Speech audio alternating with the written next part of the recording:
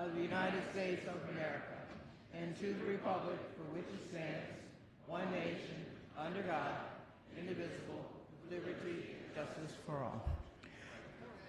The prayer this morning will be offered from the good gentleman from Howard and Montgomery counties. Thank you, Madam Speaker. Esteemed colleagues and guests, I invite you to join me for a moment of prayer. We are grateful for the opportunity to come together as a representative of our communities, and we recognize the incredible responsibility we hold to create a better future for Marylanders. There's a diversity of perspectives and experiences that exist within our chamber and our communities. Let us celebrate this diversity and be reminded of the importance of collaboration and cooperation as we work together toward our shared vision for a more just, equitable, and prosperous Maryland. As we gather here today in the Maryland State House, we are mindful that we are in the midst of Women's History Month. Let us take this moment to acknowledge the contributions and achievements that women have made through history and its present day. I wish to give thanks not just to the women before us, but also women in this room with us today, whose tireless work has helped shape Maryland and pave the way for future generations. We recognize the sacrifices and the struggles that women have faced and continue to face, and seek guidance and strength as we work toward a more equitable and just society for all. As we are moving toward the end of the legislative session, let us approach our work with an open mind and a willingness to listen to one another so that together we can find a common ground and work toward the greater good. Let's pray together. Amen. Amen. Quorum call. Madam Speaker.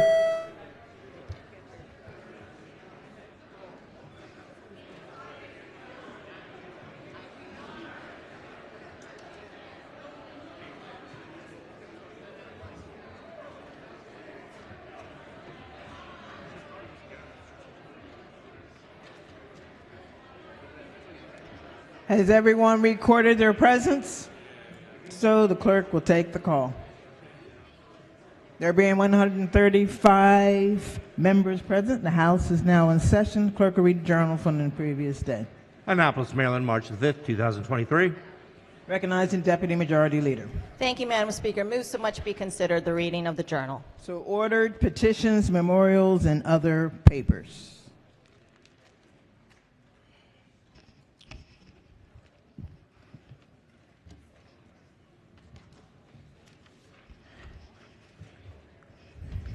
We have a House resolution. I'm going to recognize the sponsor to introduce the individuals this time. Thank you, Madam Speaker. Ladies and gentlemen, I'd like to introduce you to those up next to the Speaker of the House. That is from Bowie State University. That's Dr. Bro, the President, Dr. Doty, the Vice President, and Coach Andrew Campbell. We are being presented here today, ladies and gentlemen, in recognition of Bowie State University's women's bowling team for winning the 6th straight CIAA Women's Bowling Championship in Salem, Virginia. Welcome and congratulations. Thank you, Madam Speaker. Will the reading clerk please read the resolution in full? Be it hereby known to all that the House of Delegates of Maryland offers its sincerest congratulations to the Bowie State University bowling team in recognition of winning your 6th straight Central Intercollegiate Athletic Association Women's Bowling Championship. The entire membership extends best wishes on this memorable occasion and directs this resolution to be presented on this 15th day of March 2023.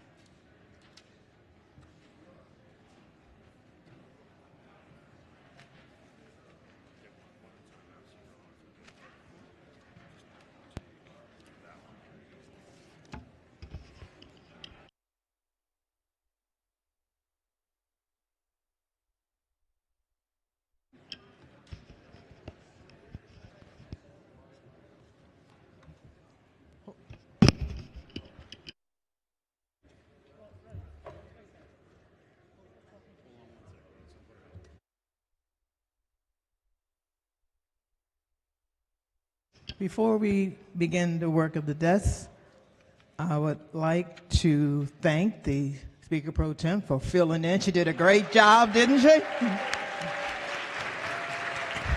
She was a great speaker yesterday. And you see what we have on the desk, so let's get to it. Report of the Committee on Economic Matters, report number 6. Clerk will read the first bill. House Bill 128, Private Passenger Motor Vehicle Liability Insurance, Enhanced Underinsured Motorist Coverage, Opt-out Option, favorable.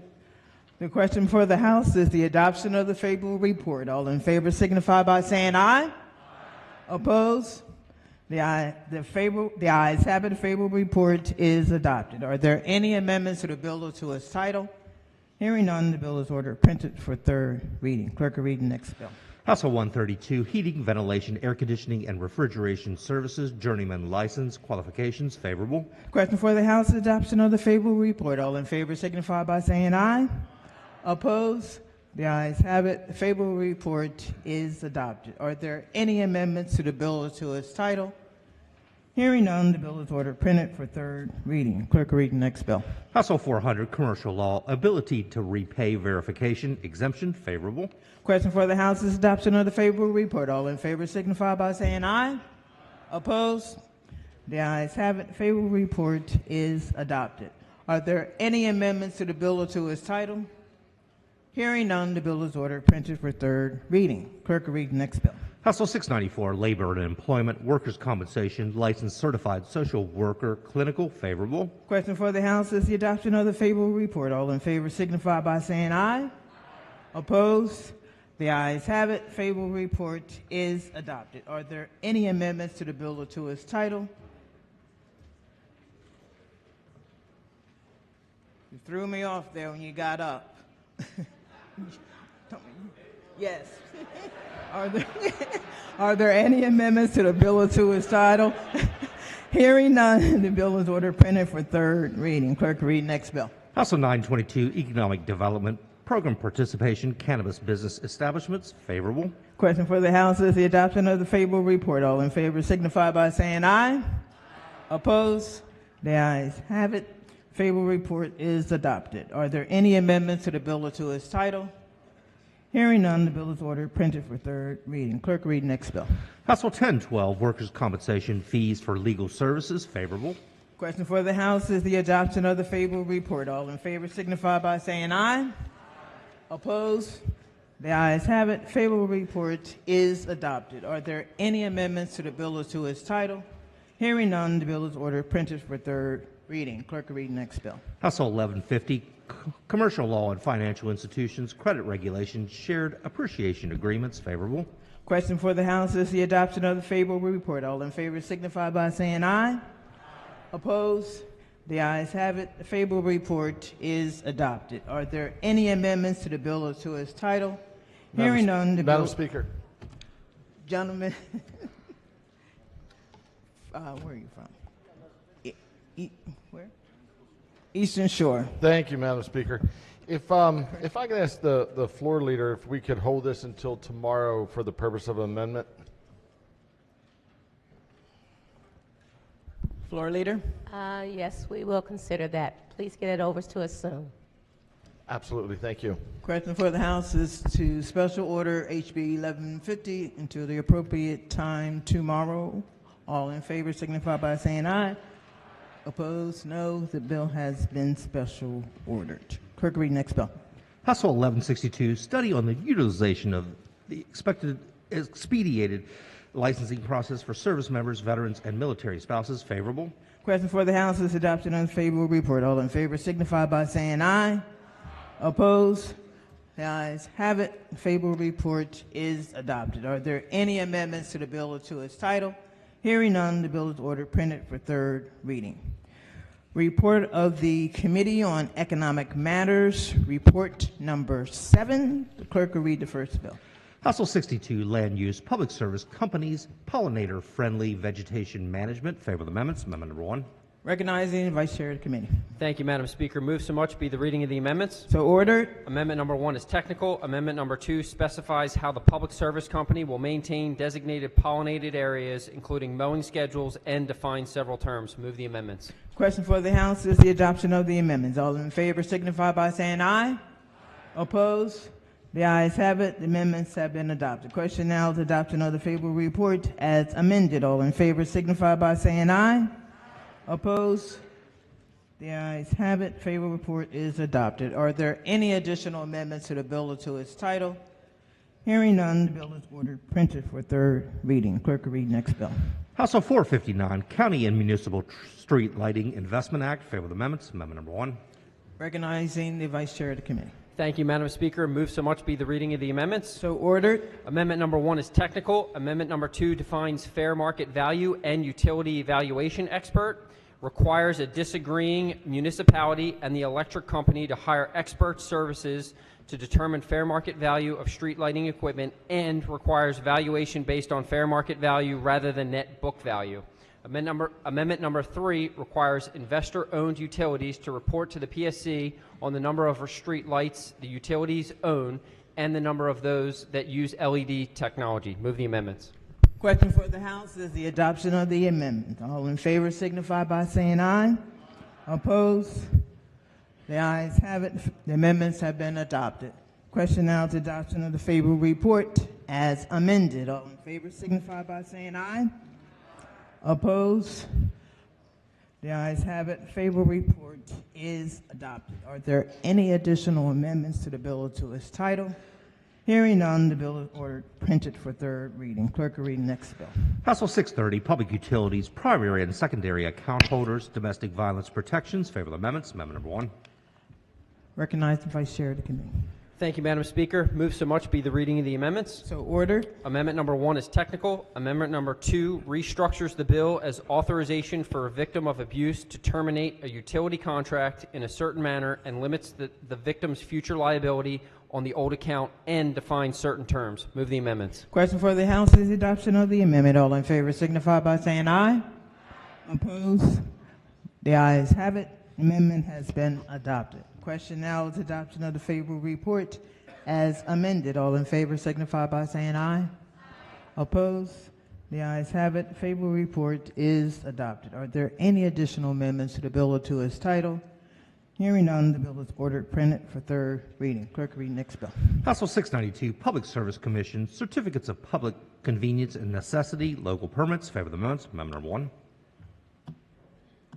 Recognizing Vice Chair of the Committee. Thank you, Madam Speaker. Move so much be the reading of the amendments. So ordered. Amendment number 1 is technical. Amendment number 2 specifies that a local government has the authority to process certain permits required under the CPCN, requires the locality to process the permits within a reasonable time, and prohibits any conditioning of permit approval on certain other approvals or findings. Move the amendments. Question for the House is the adoption of the amendment. All in favor signify by saying aye. Opposed? The ayes have it. The amendment is adopted. Question now is adoption of the favorable report as amended. All in favor signify by saying aye. Opposed? No. The ayes have it. The favorable report is adopted. Are there any additional amendments to the bill or to its title? Recognizing the minority leader. Thank you, Madam Speaker. If the floor leader wouldn't mind rising, I just had a question in taking a look at the bill. I read from the fiscal note this had something to do with I'll still call it the Court of Appeals. The Supreme Court of Maryland a few years ago made a decision with respect to, I think it was solar generating stations, that said that localities could not preempt essentially what the Public Service Commission did in terms of issuing a permit for them. Is this bill, if you can explain it to me a little bit, is this bill solely related to those types of facilities, solar, or is it any type of generating facility? And then I guess the second part of the question is, does the bill now mean that the PSC has control over the local process, because you said the locality would have to grant the permit within a reasonable time, or is the bill perceived as granting more authority to the locals to act on the permitting process? Yep. So first, it applies to any. Not just solar. Okay, Second, so it would include natural gas, anything like that? Any of it. Second, it doesn't change the CPCN process, nor does it change the preemption rules. What it is saying is, after this, we go through the CPCN process, which the local government has full input throughout that entire process. At the end, the local government then can't create some other regulation to block a project that is approved. So in essence, if a local government didn't want a solar generating station in its district, however, it had input and the PSC still ruled in favor of it, at the end they can't come around and say, oh, you know, we don't have a permitting process for stormwater management for solar projects, so therefore the whole project's null and void. What would be the effect of pre-existing zoning? So, for example, I live in a part of the state that really is the only part of the state that has any wind projects. And I will tell you that wind generation projects really cause a lot of local issues because of the nature of the turbines. So sometimes they are placed, they don't bother me too much, but they are sometimes placed in relative proximity to houses or other areas, and a lot of people have issues. If my county already has a zoning, I'm not saying my county, any county, already has a zoning requirement that says you can't put wind turbines or wind farms, whatever you want to call them, in such and such a district, and the Public Service Commission says we grant approval to do that, does that supersede your already existing? I understand the point of like we're now coming up with a new rule after you got approval. What if my zoning already said you can't put them there? Can the PSC force them to be put there? This bill has nothing to do with that. But in essence, that wouldn't change, and yes, the CPCN process would preempt local government. Would but preempt this bill the ability to cite. Correct. But this bill has nothing to do with that. Okay. Thank you. Yep.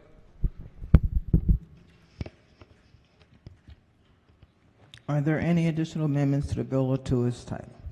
Hearing none, the bill is ordered, printed for third reading. Clerk will read the next bill. House Bill 907, Public Safety Out-of-Service Elevators Repair Contract. Favorable amendments. Amendment number 1. Recognizing the floor leader. Thank you, Madam Speaker. Move so much to be considered reading of the amendments. So ordered. Amendment number 1 is technical. Amendment number 2 applies the new authorization to all property owners, not just landlords. Move the amendment. Question for the House is the adoption of the amendment. All in favor signify by saying aye. Opposed? The ayes have it. Amendments have been adopted. Madam Speaker. The question before the House is the adoption of the favorable report as amended. All in favor signify by saying aye. Opposed? The ayes have it. Favorable report is adopted. Are there any additional amendments to the bill or to its title? Recognize the gentle lady from Baltimore County. Thank you, Madam Speaker. Floor Leader, rise for a question, please. Sure. Thank you so much. So I'm reading this bill, and I notice it is for residential properties, but can you tell me, is it saying that if an elevator can be fixed by another company, then the landlord must do that?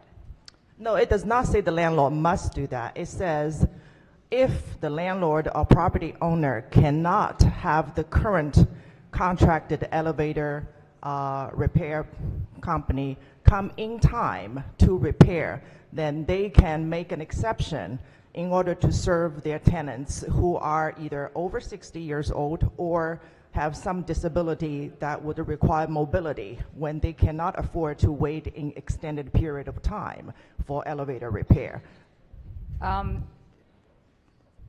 So go back again and tell me there's an elevator, it's not working. Right. And then this bill says that if you have residents in the building that are either over 60 years old or have some form of mobility issues that would require, depend on the elevator, then you can contract with another licensed mechanic elevator repair person or company to have that fixed in time to serve the tenants, basically. Okay, this sounds like a great idea. How would that relate to the elevator in the House of Delegates building? Yeah, that's been out. actually, I mean, can we put an amendment on this to include the House of Delegates building? I'm glad you asked that. I'm over 60 and I have a good friend over here on the floor that could use that elevator. That's right. It's German made. So that's the news about that elevator is because that big wheel on top of the elevator is German made. So I actually have a bill to support made in Maryland. So I hope you will vote for my bill. Okay, thank you. So, but in the meantime, would you be amenable to an amendment on this bill that would include the Maryland House of Delegates office building so we could get that elevator fixed? I don't think it applies to that. It only applies to residential buildings. Yes, hence my idea for an amendment. So I look forward to having that elevator fixed, and it's too bad we didn't put our own office building in this bill. Thank you. Thank you. Are there any additional amendments to the bill or to its title? Hearing none, the bill is ordered printed for third reading. Clerk, read next bill. House Bill 920, Consumer Protection, Motor Vehicle Glass Repair or Replacement, Advanced Driver Assistance System Recalibration. Favor the amendments. Amendment number 1. Recognizing the floor leader. Thank you, Madam Speaker. Move so much be considered the reading of the amendments. So ordered. Amendment number 1 specifies that a certain statement must be provided to customers in writing. Move the amendment. Question for the House is the adoption of the amendment. All in favor signify by saying aye. Did y'all say something? Opposed? The ayes have it. The amendment is adopted. The question now is adoption of the favorable report as amended. All in favor signify by saying aye. Opposed? The ayes have it. The favorable report is adopted. Are there any additional amendments to the bill or to its title? Hearing none, the bill is ordered printed for third reading. Clerk, read next bill. House Bill 1136, State Government Office of Program Evaluation and Government Accountability, Review of State Workforce Development Programs. Favor the amendments. Amendment number 1. Recognizing Vice Chair of the Committee. Thank you, Madam Speaker. Move so much be the reading of the amendments. So ordered. Amendment number 1 is technical. Amendment number 2 extends the timeline to conduct the review and provide the report June 1, 2024, and removes the authority to hire an independent consultant. Move the amendment. Question for the House is the adoption of the amendment. All in favor signify by saying aye. Opposed? The ayes have it. The amendment has been adopted. Question now is adoption of the favorable report as amended. All in favor signify by saying aye. Opposed? The ayes have it. The favorable report is adopted. Are there any additional amendments to the bill or to its title? Hearing none, the bill is ordered printed for third reading. Report of the Committee on Judiciary, report number 9. Clerk will read the bill. House Bill 427, Criminal Procedure, Medical Emergency Immunity. Favorable. Question for the House is the adoption of the favorable report. All in favor signify by saying aye. Opposed? The ayes have it. The favorable report is adopted. Are there any amendments to the bill or to its title? Hearing none, the bill is ordered printed for third reading. Report of the Committee on Ways and Means. Report number 11. Clerk will read the first bill. House Bill 236, Tax Sale, State Tax Sale Ombudsman Outreach Campaign. Favor of the amendments. Amendment number 1. Recognizing the floor leader. Thank you, Madam Speaker. Move so much considered the reading of the amendment. So ordered. The amendment strikes the bill as written and instead expresses the intent of the General Assembly that at least 2% of the balance of the Homeowner Protection Fund be spent each year to conduct outreach to homeowners in tax sale to encourage them to enroll in the Homeowner Protection Fund. I move the amendment. Question for the House is the adoption of the amendment. All in favor signify by saying aye. Opposed? The ayes have it. The amendment has been adopted. The question now is adoption of the favorable report as amended. All in favor signify by saying aye.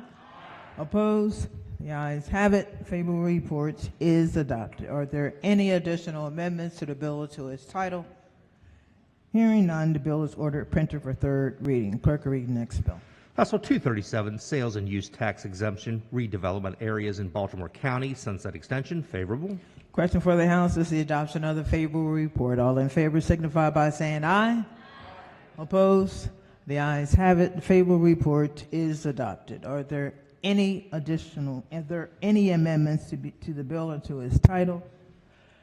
Hearing none, the bill is ordered printed for third reading. Clerk will read the next bill. House Bill 276, Education, Libraries, Funding. Favorable. Question for the House is the adoption of the favorable report. All in favor signify by saying aye. Opposed? Favorable report is adopted. Are there any amendments to the bill or to its title? Hearing none, the bill is ordered printed for third reading. Clerk will read the next bill. House Bill 292, Child Care Providers, Registration and Licensing Exemptions. Favor of the amendments. Amendment number 1. Recognizing floor leader. Thank you, Madam Speaker. Move so much be considered the reading of the amendments. So ordered. Thank you, Madam Speaker. Amendment number 1 is technical. Amendment number 2 requires that a child care center family child care home or large family child care home serve only dependent children of military personnel and be certified as a child development program by the military in order to be exempted from state laws and regulations. Move the amendments.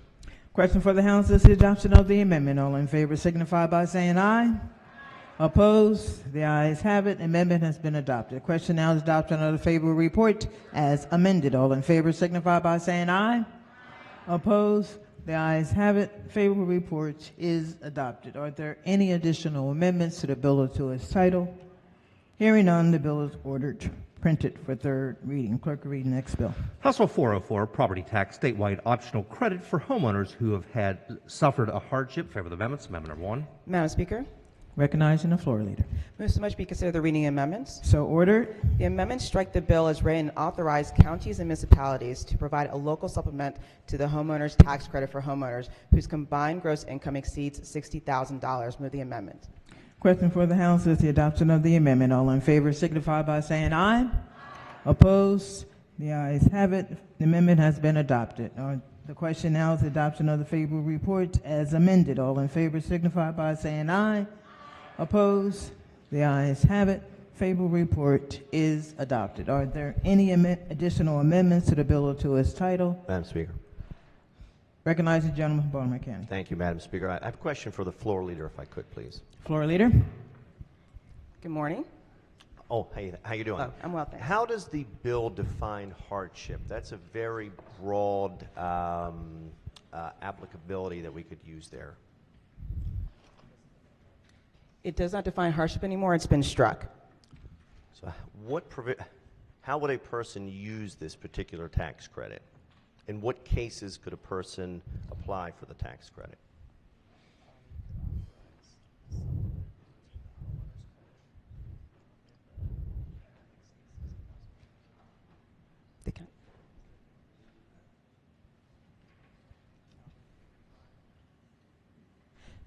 The county can provide supplement to the homeowner's tax credit if the combined gross income is over under $60,000. Under or over? I'm sorry. Over $60,000. So if you have a combined income more than $60,000, you could apply for this tax credit for any reason?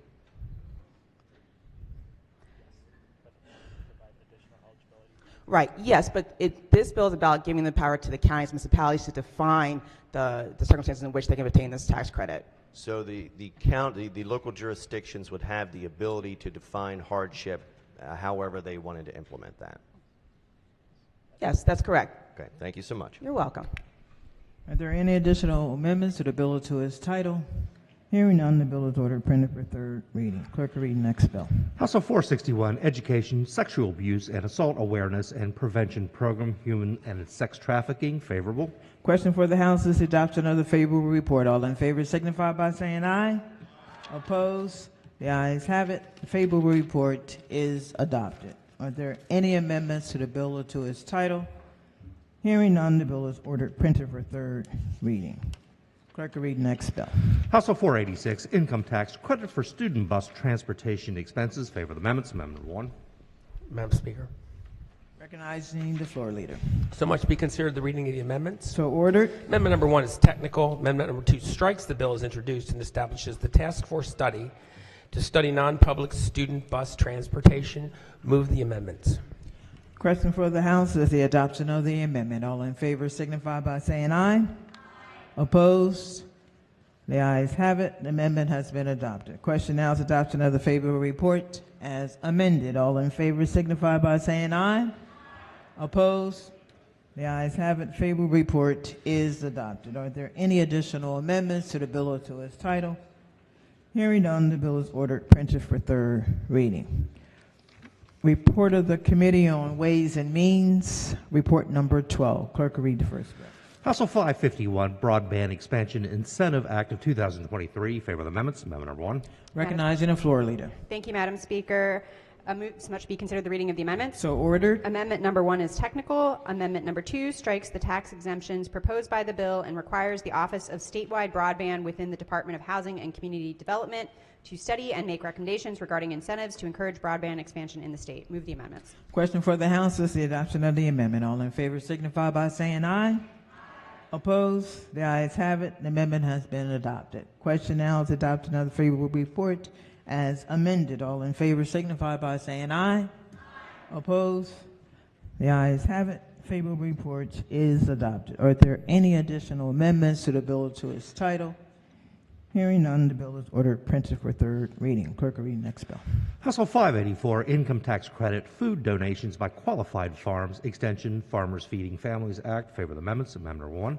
Recognizing the floor leader. Thank you, Madam Speaker. Be so much considered reading of the amendments. So ordered. Amendment 1 is technical and adds co-sponsors. Amendment 2 increases the value of the credit for both eligible food donations and certified organic produce to 100% of the value of the donated food, and repeals rather than extends the termination of the credit. Move the amendments. Question for the House is the adoption of the amendment. All in favor signify by saying aye. Opposed? The ayes have it. The amendment has been adopted. Question now is adoption of the favorable report as amended. All in favor signify by saying aye. Opposed? The ayes have it. Favorable report is adopted. Are there any additional amendments to the bill to its title? Hearing none, the bill is ordered printed for third reading. Clerk will read the next bill. House Bill 665, Comptroller and State Department of Assessments and Taxation, Enhancing Access to Property Tax Benefits. Report favorable. The question for the House is the adoption of the favorable report. All in favor signify by saying aye. Opposed? The ayes have it. Favorable report is adopted. Are there any amendments to the bill to its title? Hearing none, the bill is ordered printed for third reading. Clerk will read the next bill. House Bill 878, Public Schools Student Telehealth Appointments, Policy and Access. Favor the amendments. Amendment number 1. Recognizing the floor leader. Move so much be considered the reading of the amendments. So ordered. Amendment number 1 adds sponsors to the bill. Amendment number 2 requires that the student telehealth policy implement measures to ensure the safety and privacy of a student participating in a telehealth appointment, and requires that student personnel be made aware of the policy rather than trained in it. Move the amendments. Question for the House is the adoption of the amendments. All in favor signify by saying aye. Opposed? The ayes have it. The amendment has been adopted. Question now is adoption of the favorable report as amended. All in favor signify by saying aye. Opposed? The ayes have it. Favorable report is adopted. Are there any additional amendments to the bill to its title? Hearing none, the bill is ordered printed for third reading. Report of the Committee on Ways and Means, report number 13. The clerk will read the first bill. House Bill 896, Property Tax Appeals, Commercial and Industrial Property Fees. Favor the amendments. Amendment number 1. Recognizing the floor leader. Thank you, Madam Speaker. Move so much be considered the reading of the amendments. So ordered. The amendments make the fee refundable if the appeal is successful. Move the committee amendments. The question for the House is the adoption of the amendment. All in favor signify by saying aye. Opposed? The ayes have it. The amendment has been adopted. The question now is adoption of the favorable report as amended. All in favor signify by saying aye. Opposed? The ayes have it. The favorable report is adopted.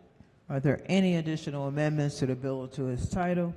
Hearing none, the bill is ordered printed for third reading. Clerk will read the next bill. House Bill 897, Homeowners Property Tax Credit, Qualified Homeowner Application and Certification Requirements. Favor the amendments. Amendment number 1.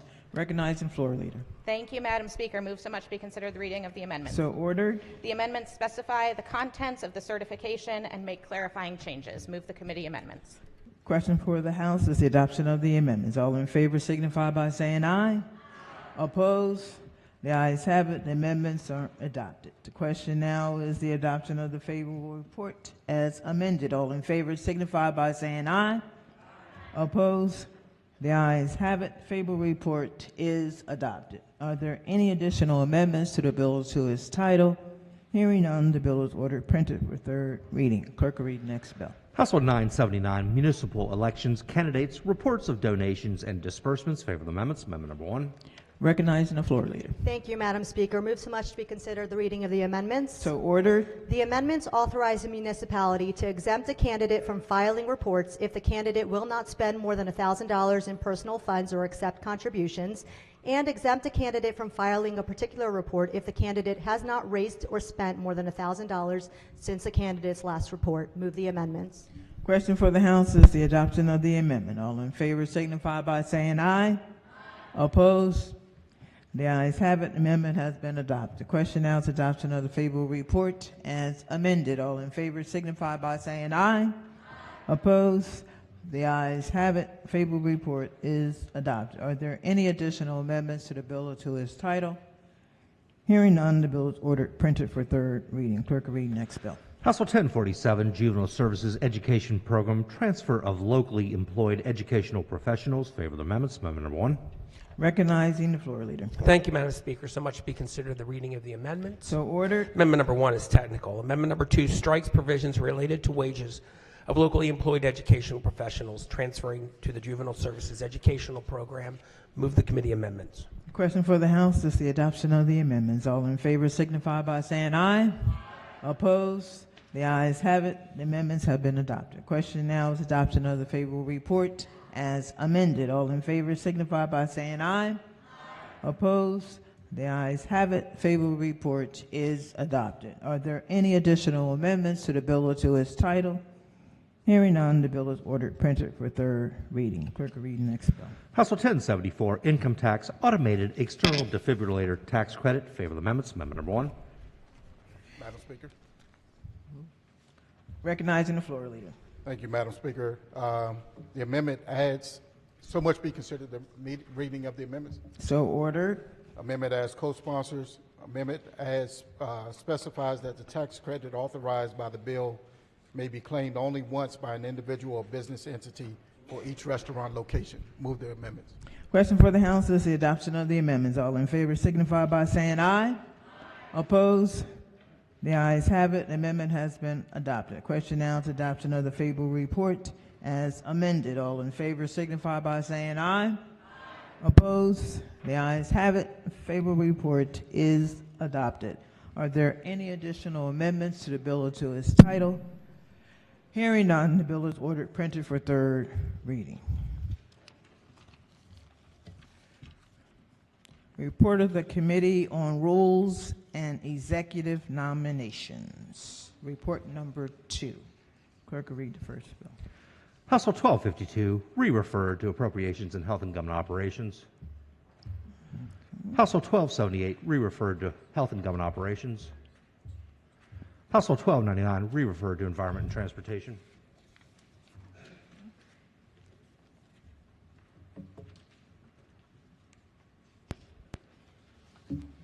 Special Order Calendar number 19.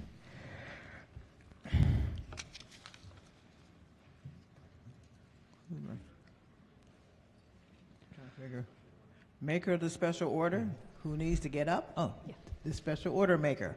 House Bill 2, Income Tax Subtraction Modification, Union Dues. Favorable report is amended and adopted. Thank you, Madam Speaker. I have an amendment at the desk.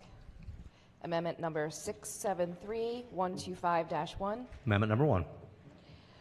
Move so much be considered the reading of the amendment. So ordered. This amendment would add professional licensing fees to be able to benefit from the same subtraction modification as the union dues. I believe this is a very reasonable and fair measure to the numerous small business owners and workers throughout the state. For example, barbers pay a license fee of $50 per year. Shop owners pay $200. We would cap this at $250. This would benefit barbers, cosmetologists who pay $25, nail techs $25, electricians $20, home improvement $250, HVAC $75, plumbers $70, and locksmiths at $225 as just some examples. These are not huge fees, but could mean a lot for the working people of the state of Maryland, so I ask you to consider this as a friendly amendment. Thank you. Recognizing the floor leader. Thank you, Madam Speaker. I want to thank the sponsor for sharing this ahead of time, and just want to say that I do appreciate the intent of the amendment. One of the key things that we had to consider was the revenue outlook, and so for that reason we had to cap this at $250, and so we're unable to make that determination at this time. So with that, I do ask the body, urge the body to resist this amendment. Madam Speaker. Sponsor. Thank you very much, and I certainly understand the fiscal impact that we're looking at this year. But I think, truthfully, in the sense of fairness for all of our people that are hardworking people throughout the state, that this would be not a huge amount of money overall, with it capped at $250. And as I mentioned, a lot of these fees are rather small, and just allowing people to have that benefit financially for their tax purposes, I think would be very kind. Thank you. Madam Speaker. Yes. Gentleman from Eastern Thank you, Shore. Madam Speaker. Out of concern for our state revenues, when this bill goes to third reader, I would encourage the body to resist voting for the bill. Thank you. Floor leader. Thank you. So I just, to the lady's point, I just want to say that we cannot determine the impact of this bill at this time. And so for that reason, we're asking that you resist this amendment. Thank you. Press the amendment, please. Yes. Okay. On the amendment, all in favor signify by saying aye. Opposed? Roll call. Madam Speaker.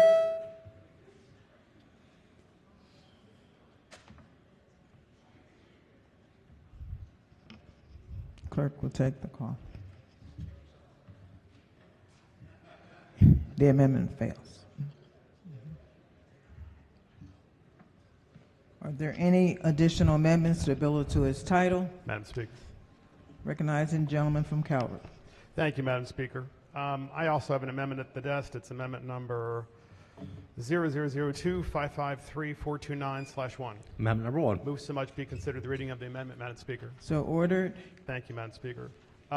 It appears that in this particular bill, HB 2, income tax subtraction modification for union dues, that a preference is being given to individuals who belong to a union. I know that that's a matter of policy for some, but this particular amendment I think is desperately needed because it does the same thing, provides the same so-called subtraction modification, but for tutors. So so if you're a parent and for the taxable year you have to spend money for tutoring, you can have the same exact subtraction modification for tutoring expenses. Quite frankly, it should be a lot more than this for parents, especially given the state of our schools in Maryland. And I would say also in my own county, by the way, we also have issues, honestly, with proficiency in different subject matters. But this is a really common sense amendment. It says, hey, look, you want to give the union members a tax break? How about the parents who are spending tutors because their kids aren't learning? And if you want to see the priorities of this legislature, HB 2, not HB 1, HB 2, not HB 100 or 300 or 1,000. This is the priority? Unions? So this amendment is commonsensical. I can't tell you how many people in Calvert County say to me that they need help to hire tutors because they can't afford to hire tutors. So yes, it is true that in many public schools there are assistants who can help on the side, and we're very appreciative of that, but there are many children who need additional help. So for all those reasons, I think this is a common sense amendment, and I move the amendment. Thank you, Madam Speaker. Floor leader. Thank you, Madam Speaker. Thank you to the sponsor of the amendment. So I wanted just to clarify that this tax credit was a federal tax credit that was provided to union members before the Tax Cut and Jobs Act under the Trump administration. So we are basically at the state level providing this, extending it at the state level. Second, I want to just make it clear that union members are taxpayers and that these dues actually go towards critical services like helping when folks are unemployed, also helping with employment as well as training. And so this is a way to help support taxpayers and help support the hard work that unions do and contribute to the state. And the last piece is that I believe in terms of resources or tax credits when it comes to education, that there are, for dependents, there are other tax credits that do exist that parents or guardians can utilize to benefit or utilize when it comes to tutoring. So for that reason, I ask the body to reject this amendment. Madam Speaker. Gentlelady from Hartford. Thank you, Madam Speaker. So there was a lot of tax changes that happened during the previous administration. Even I was impacted by some of them that I didn't totally love, and that happens. But this amendment is on a totally different subject area than, the Trump administration's tax changes. This is an opportunity to help families, frankly, like mine. When I was growing up, I struggled in math. It was not easy for me, and my parents, from a pretty young age, had to pay for me to have a private tutor every week to help go over what I learned in school. I know times have changed, kids have IEPs now, but it is a struggle, and there's a lot of families in my community as well that do have to spend money on private tutors. And so I think this amendment is an important one. It's one that says the families, we're trying to put you guys on a level playing field. So, Madam Speaker, I would urge the body to be green on this amendment, because it does help families who are struggling in a tough economy with expensive tutoring for their children that have needs that are outside the realm of what the schools can provide. Okay. Question for the House is the adoption of the amendment. All in favor signify by saying aye. Opposed? Roll call, Madam Speaker. I think I say that. Roll call. Madam Speaker.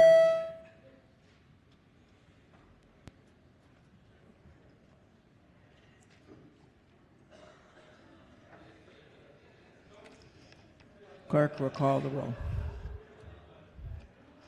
The amendment fails.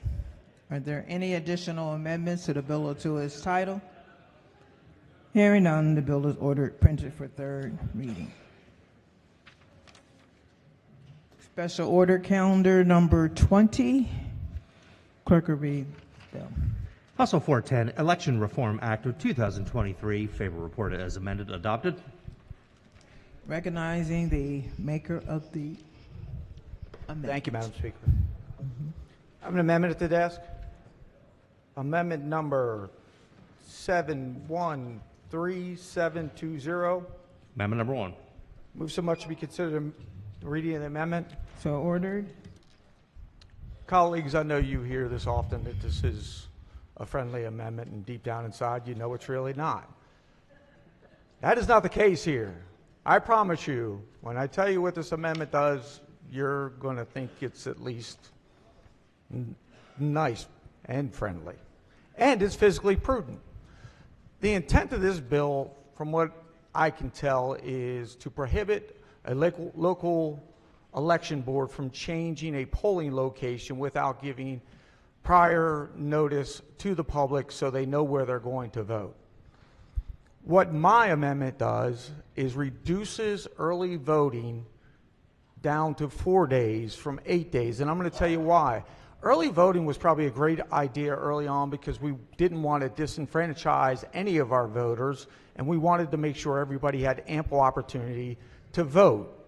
But now, I think one of the reasons why we have problems with polling locations is it is near impossible to get a library, a school, a business to give up their location for 8 days. 8 long days. On top of that, we had to train 365,000 election judges and then beg them to be there for 8 long days. I don't know how many of you guys had a long contested primary. I remember it was the state of Maryland. It was 105 degrees every day. I'm begging volunteers to be out there. I'm dragging water around, and nobody was really showing up to vote. And the numbers bore that out. I'm going to give you the numbers of early voting. In the state of Maryland, in 2022, we had 382,000 early voters. The vast majority of them on the last 2 days. We had 1 million on election day, but with mail-in ballots, we had 642,000. That was 32% of our votes. Early voting was only 18% over 8 long days. With mail-in ballots, whether I like them or not, it guarantees that nobody is ever going to be disenfranchised from voting in an election. It is the easiest thing to do. It is hard for us to find election judges in places to hold early voting for 8 days. This amendment is friendly. It just reduces the amount of days. It doesn't eliminate early voting. It just makes it much easier for us to find election judges, to find places to have the polling, and it saves the state money and keeps us from having to run around for 8 straight days giving water out all day. With that, I push the amendment. Thank you, Madam Speaker. Question before the House is the adoption of the, I'm sorry, go ahead. Thank Floor you, leader. Madam Speaker. Thank you, Madam Speaker. And thank you so much, Delegate. I appreciate the amendment and your review of the bill and the fact that you shared the amendment with me ahead of time. Very much appreciated. Thank you. Colleagues, first I want to make sure that we understand what the original bill is about. This bill is about maintaining and protecting our election day polling locations. If you are in this chamber and you want to ensure that we maintain the access for our voters and our residents to be able to vote in person on election day at a precinct that is convenient for them, then you should be in support of this bill. This bill is not about early voting.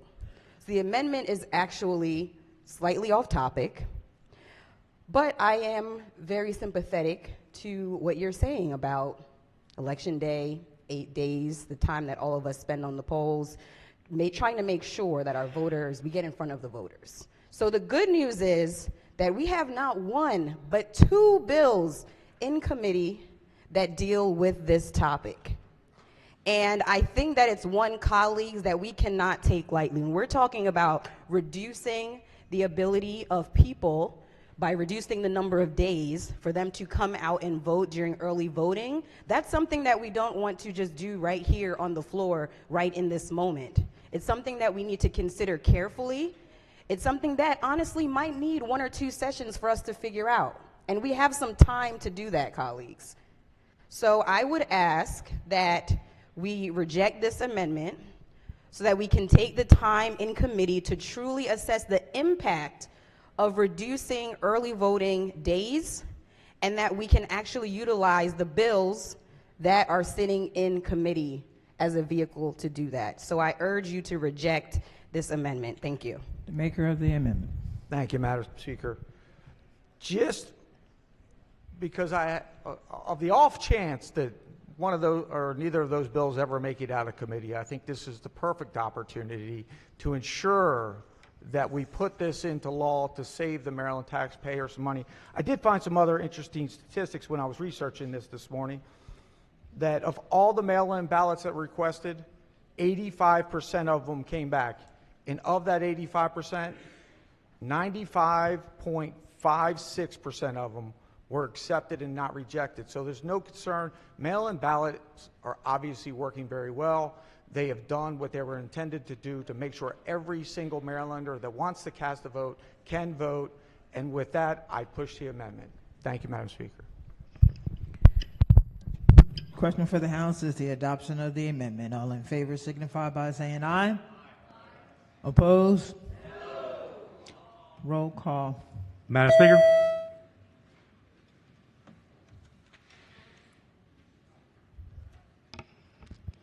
Has everyone recorded their vote? Clerk will take the call. The amendment fails. Are there any additional amendments to the bill as to its title? Hearing none, the bill is ordered printed for 3rd reading.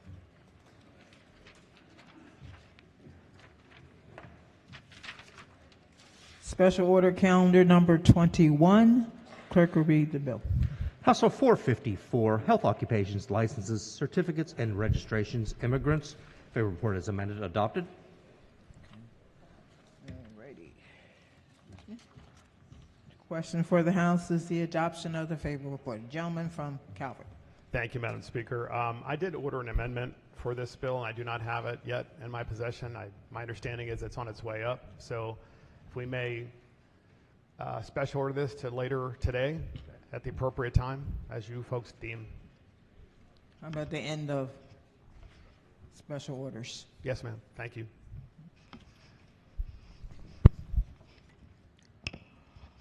Question for the House is to adopt the special order to continue until we seem to get the bill back.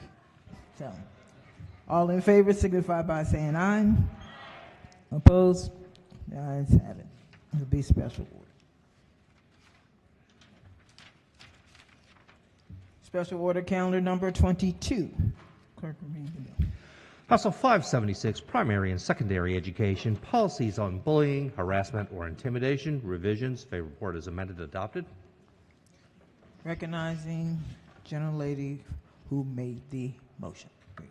Thank you, Madam Speaker. I have an amendment at the desk.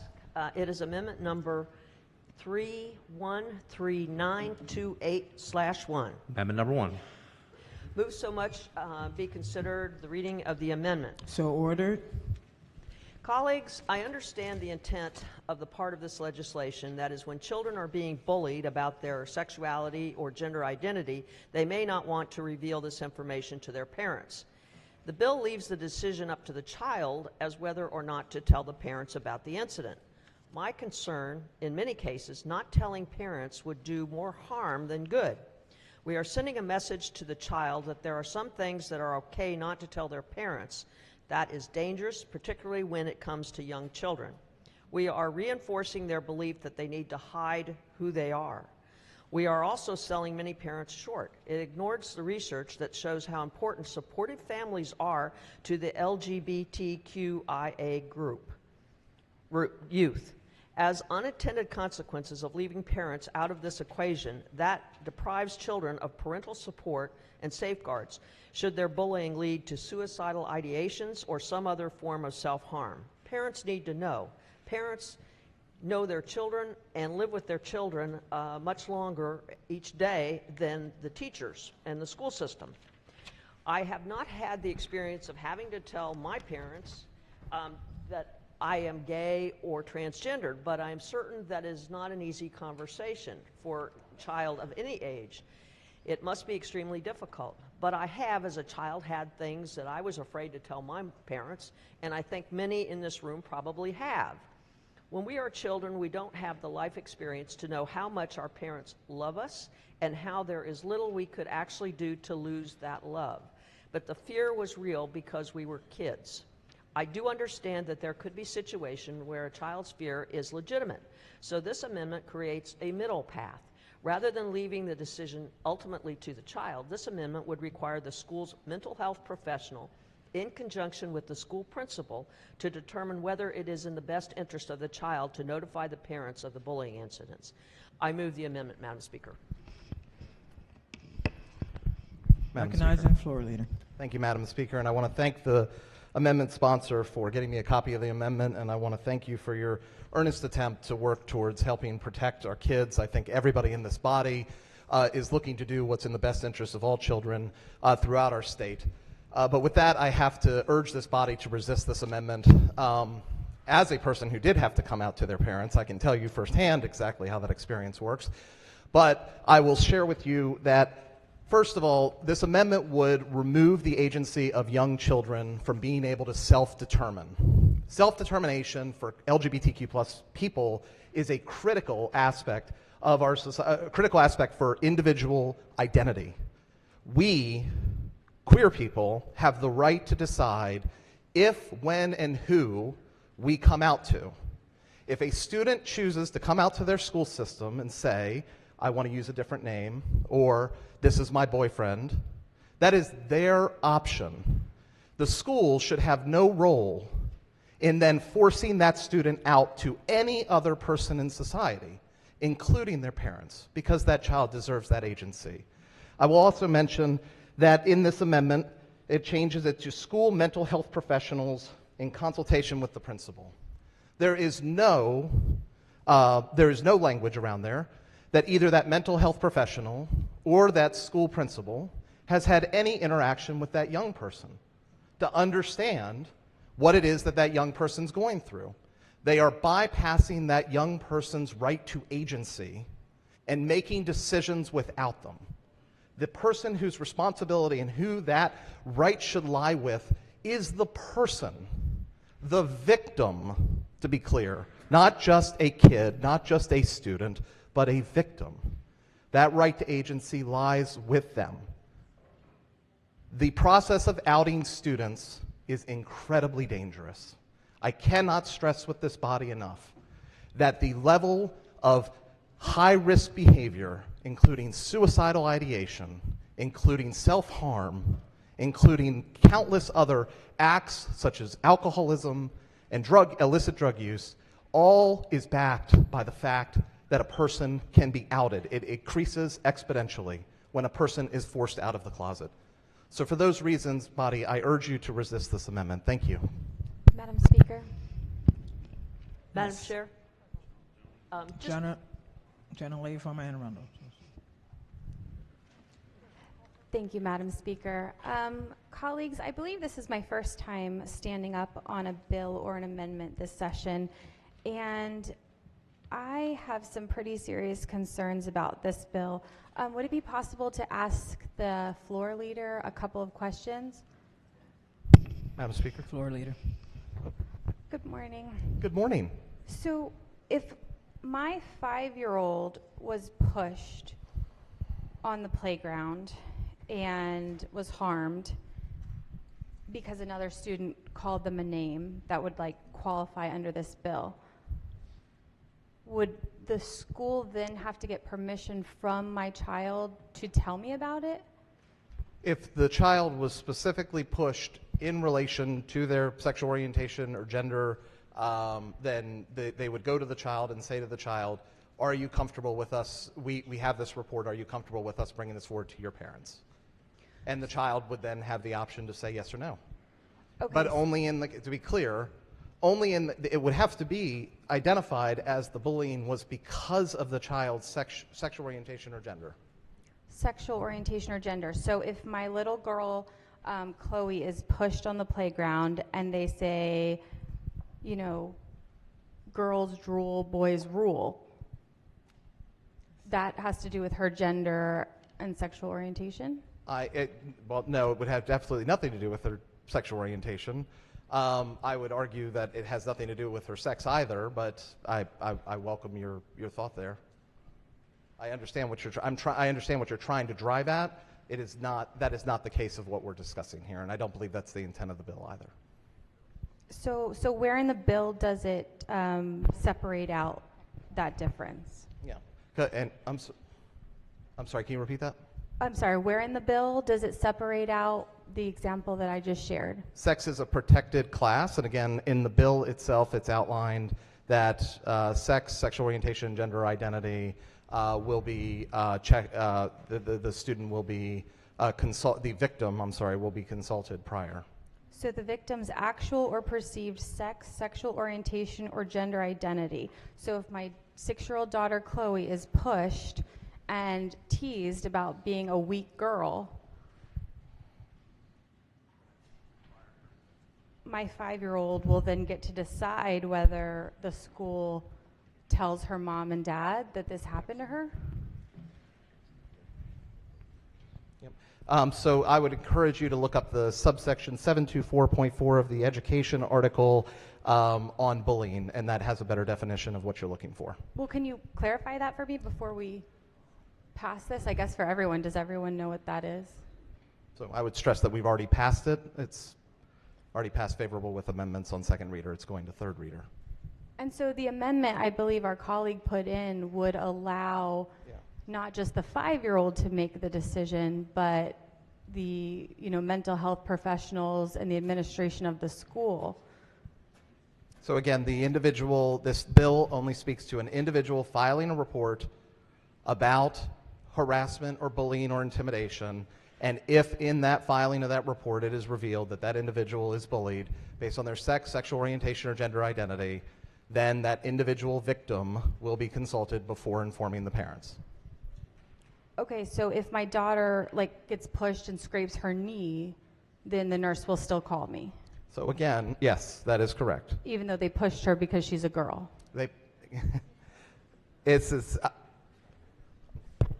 I believe, and as has been clarified, I don't believe that would constitute that as necessarily bullying, but again, you're talking about whether or not the student or the parent files the complaint or whether or not the teacher sees it, and the bill doesn't speak to one specific instance.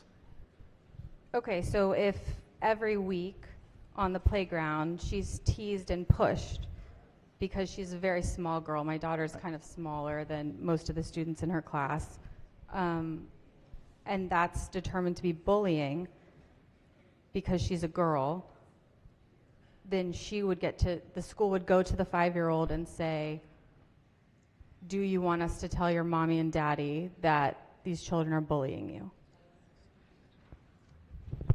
That's not a gender identity question, that's a gender.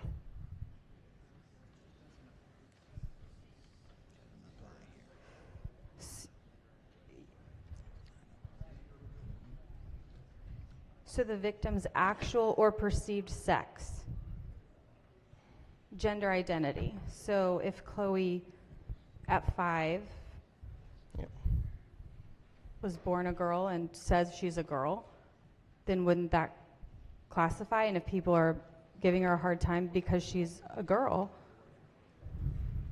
she is a girl actually, and people perceive her as being a girl, and they bully her for that reason.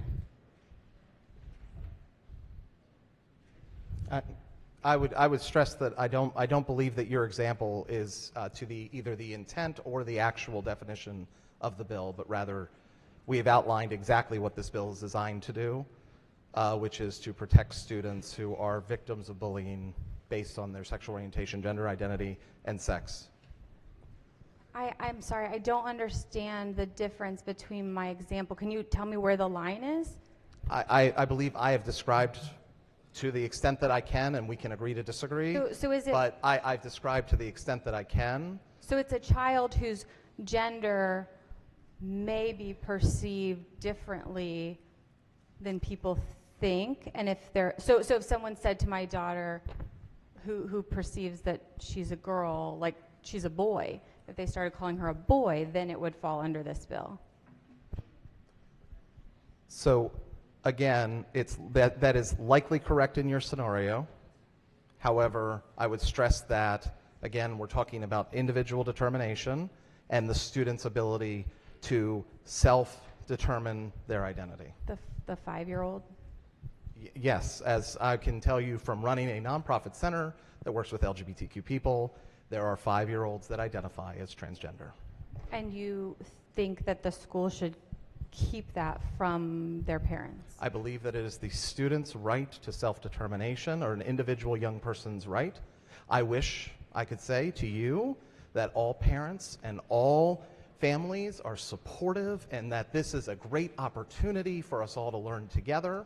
Unfortunately, the reality on the ground, where 1 in 7 transgender children hide their identity from their household for this exact reason of fear of retribution and harm, is that we protect kids. And more importantly, the school system should not be inserting itself in the middle of that conversation. The parent and the child should be having that conversation.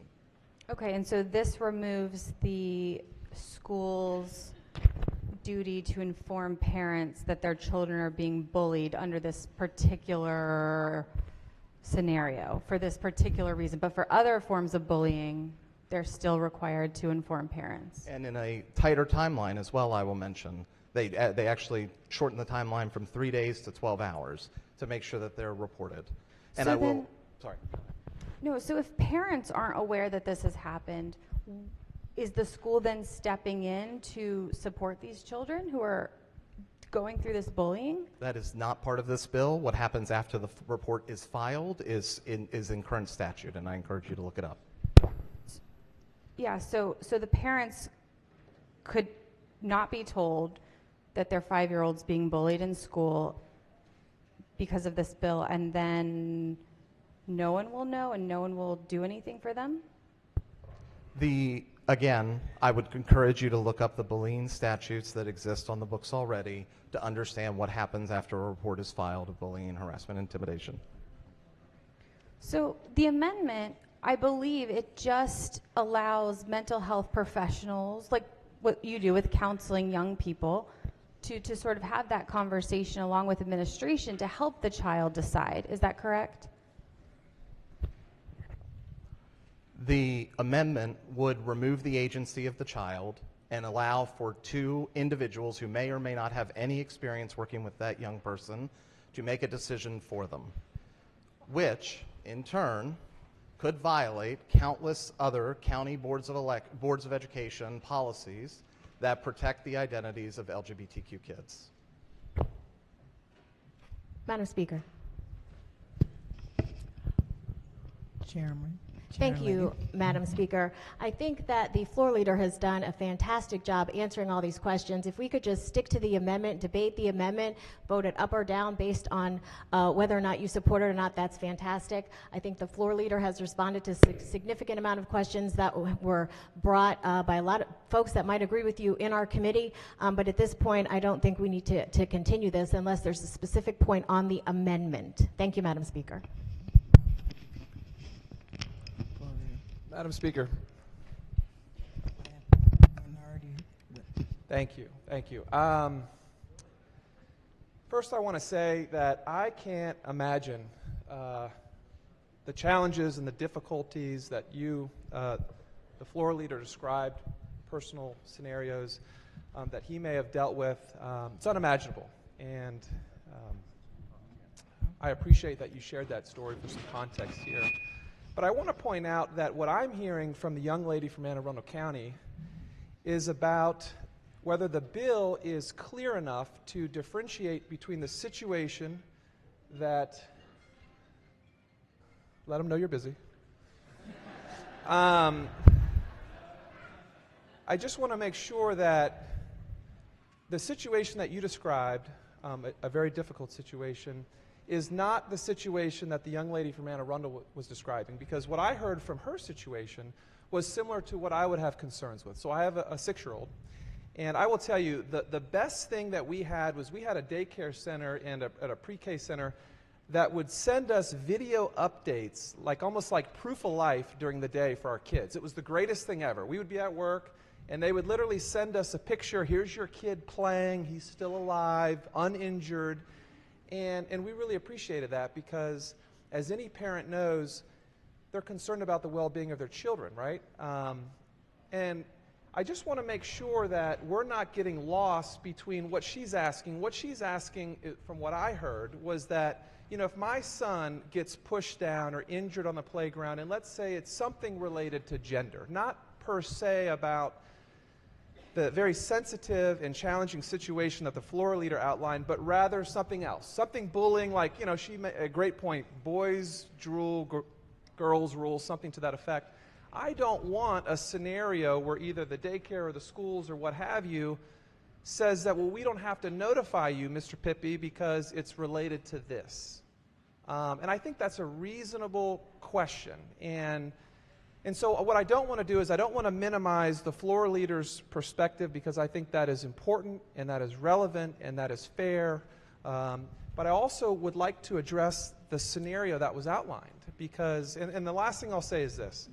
You know, parental rights, and I know that's a trigger word, so to speak, but, you know, in Maryland, as an example, if you are a 30-year-old man and you were, let's say, you wanted your parents that you live adopt you, right? So to go through a formal adoption proceeding, Maryland law still requires a 30-year-old person to get permission from their, original parents to allow that adoption to occur. You know, because the parental rights, the notice, is so significant, irregardless of how terrible some parents are. And I only bring that up because in this scenario, I think it's a fair question to ask that is it possible that this bill as written could lead to a scenario where a young child as young as 5 or 4 or 6, something happens related to bullying and the parents are kept out of the loop? And that's what we really have to ask.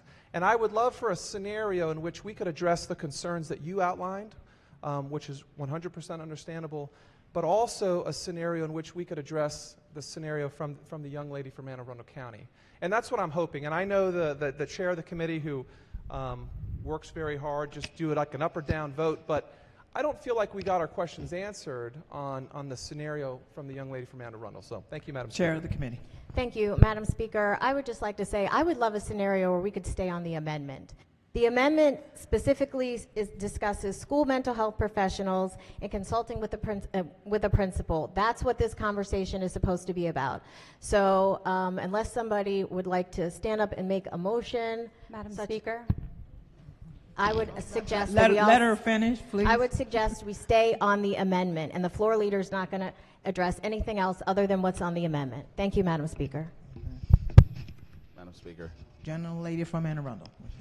Thank you, Madam Speaker. On the amendment, I think most people here know I have very few buttons, and I am not actually standing up today because of anything to do with parents' rights. I'm standing up for children and my concern for children. My 10-year-old son actually got hurt in school this past week, and he was running in gym, and he and another little girl were just running so wildly they bonked into each other and slammed each other's heads, and the little girl was apparently fine, and my son was like injured and went to the nurse. And my point of telling you this is my 10-year-old son didn't tell me that he, had a potential brain injury with another child in gym. Like, he did not even mention it. The only reason I know about it is because the nurse sent me an email, like right when it happened. And so just from being a parent of 5 little kids, like, our children don't always tell us, everything that they should, that we need to know to best care for them and protect them and guide them, through especially the most difficult aspects of life. And I think in 2023, we can definitely craft a bill to protect children who may be put in a compromising situation at home, because no one ever wants that. But I think the majority of Maryland parents want to care for their children and want to know if they're being bullied. And so I'm concerned that this bill, is the way it's currently written, is too broad, and the amendment would allow those mental health professionals and the principal, who should know exactly who your children are. And if your child is being bullied and the mental health professionals in the school don't already know your child, they should get to know your child, whether you're informed or not. I think that's incredibly important. So I would just ask the body to seriously, I know how we do amendments here, but seriously consider this amendment, because it's only allowing adults whose job it is to care and love and protect our children to do their job and help them make the best decision for them. And if we are going to leave out a huge swath of children who are being bullied and harassed in school, and we're not just going to stop informing their parents, I honestly believe that this bill in the end will do more harm to Maryland children than good. Thank you, Madam Speaker. Gentleman from Baltimore County. Thank you, Madam Speaker. It's important to give a little history on this bill. This bill was brought to me not by someone from the LGBTQ community. It was brought to me by a Muslim family who had a child who was being abused because they were Muslim, because they were wearing head coverings. And they didn't find out for days. Because right now, if that child says, no, it's cool, I'm good, you don't have to tell anybody, then they don't, because no report is filed. If no report is filed, then it doesn't rise to the level of telling the parents. And so the problem here is that in that situation, this bill says if the child doesn't really want to do a report, someone in the building should, and once a report is made, then the parents find out. So this bill is really about parents finding out, because there's no real system for that. If a child right now says, it's cool, I'm good, it doesn't matter, it's not really hurting me, when in fact we know it is. We know it is when that happens to children. That's why the bullying article exists in code right now. So when I brought this bill, we vetted it with all of the protected class communities, and guess which one said, hey, we need your help here. And they were unanimous. They said, this is a tricky situation, and I'm sorry that we have to admit that we have a society that has a problem with homosexuality and gender identity, but we do. There are lots of people out there who don't understand it and don't react well to it, even with their own children. Homelessness is up in the LGBT community, and one of the reasons for that is because kids get kicked out of homes because they're gay. or they're transsexual. And so we will not have children be bullied twice. It can happen.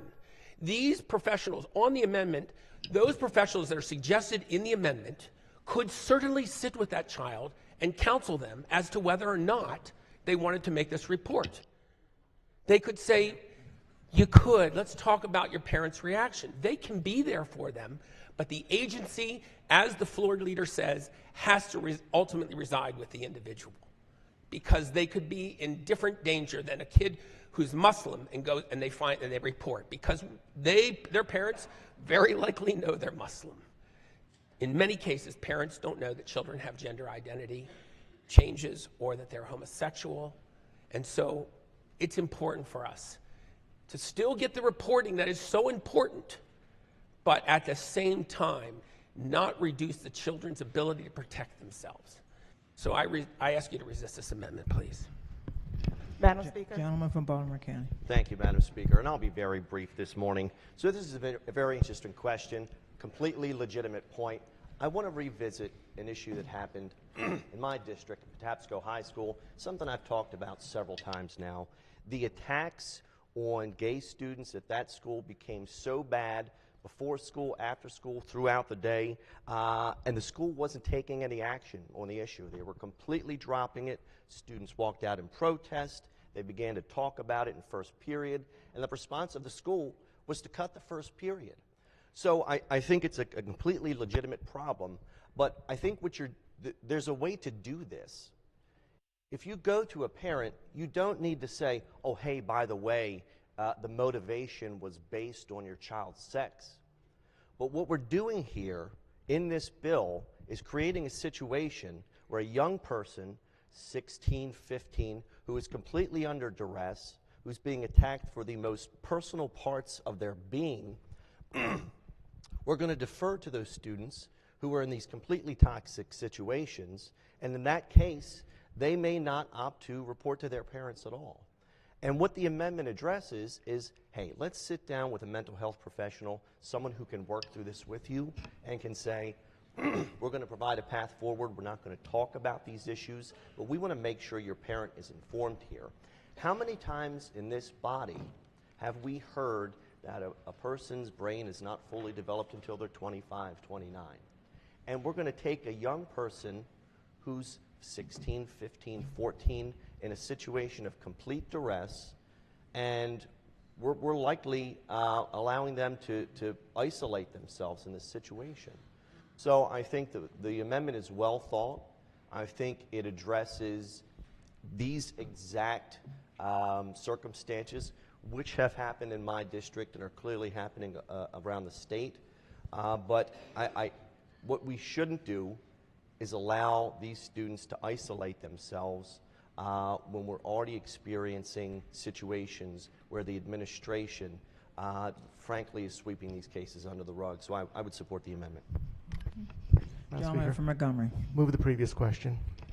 Question for the House to move to previous question. All in favor signify by saying aye. Aye. Opposed? We don't roll call the previous question. Okay? So please sit down. On the amendment, all in favor signify by saying aye. Aye. Opposed? No. Roll call. Madam Speaker.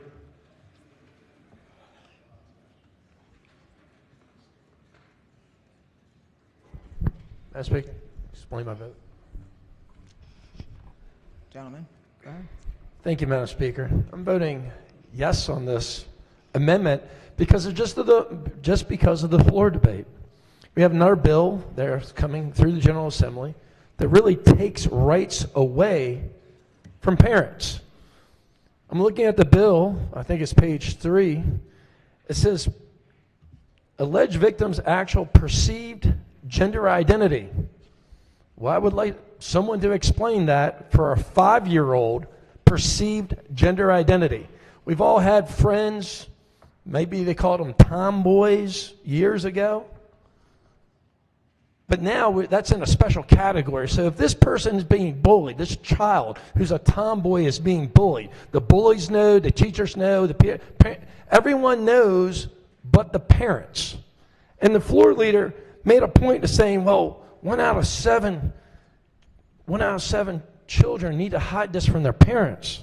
Well, that's still 6 out of 10 whose parents are there, supportive, and can make a difference because they are the ones that truly love the child, especially when we're talking about children as young as 5. So I would urge a green vote on this. Thank you, Madam Speaker. Okay. Clerk will take the vote. The amendment fails. Are there any additional amendments to the bill or to its title? Hearing none, the bill is ordered printed for third reading. Madam Speaker? Yes. Vote change, my apologies. Yes. Short timer syndrome. House Bill 410, Amendment 713720 to read. Thank you. Okay. All righty. Madam Speaker, Gentlelady from Howard. I'd like to tag on to that vote change, please. House Bill 2, Amendment 6731251 to nay. Any other vote changes? Okay. Special order calendar number 23. Clerk will read the bill. House Bill 742, Election Law, Party and Elected Public Offices, Prohibition. Favor report adopted. Recognizing the maker of the motion. Thank you, Madam Speaker, and thank you to the floor leader for allowing me time to check with our chairman of the Republican Party. And she said that she thinks this is better suited in bylaws. If the majority party wanted this to happen, you could have done it there instead of in the law.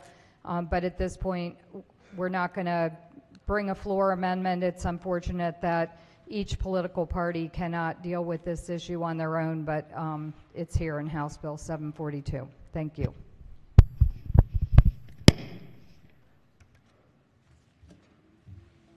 Any other amendments to the bill or to its title? Hearing none, the bill is ordered printed for third reading. Special order calendar number 24. Clerk will read the bill.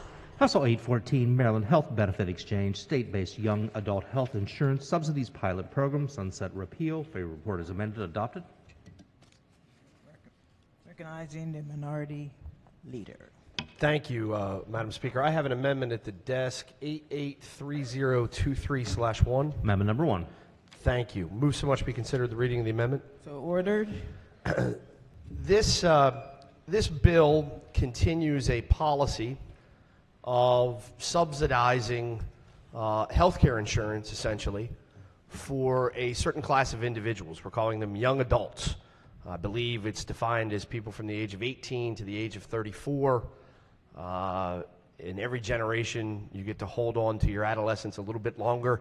I know that, my parents, you're 21, 22, 23 years old. You better be working. I'll be bluntly honest, at 24 years old, I had a law degree, I was married, I had a child, I worked at one of the state's largest law firms, I owned a house.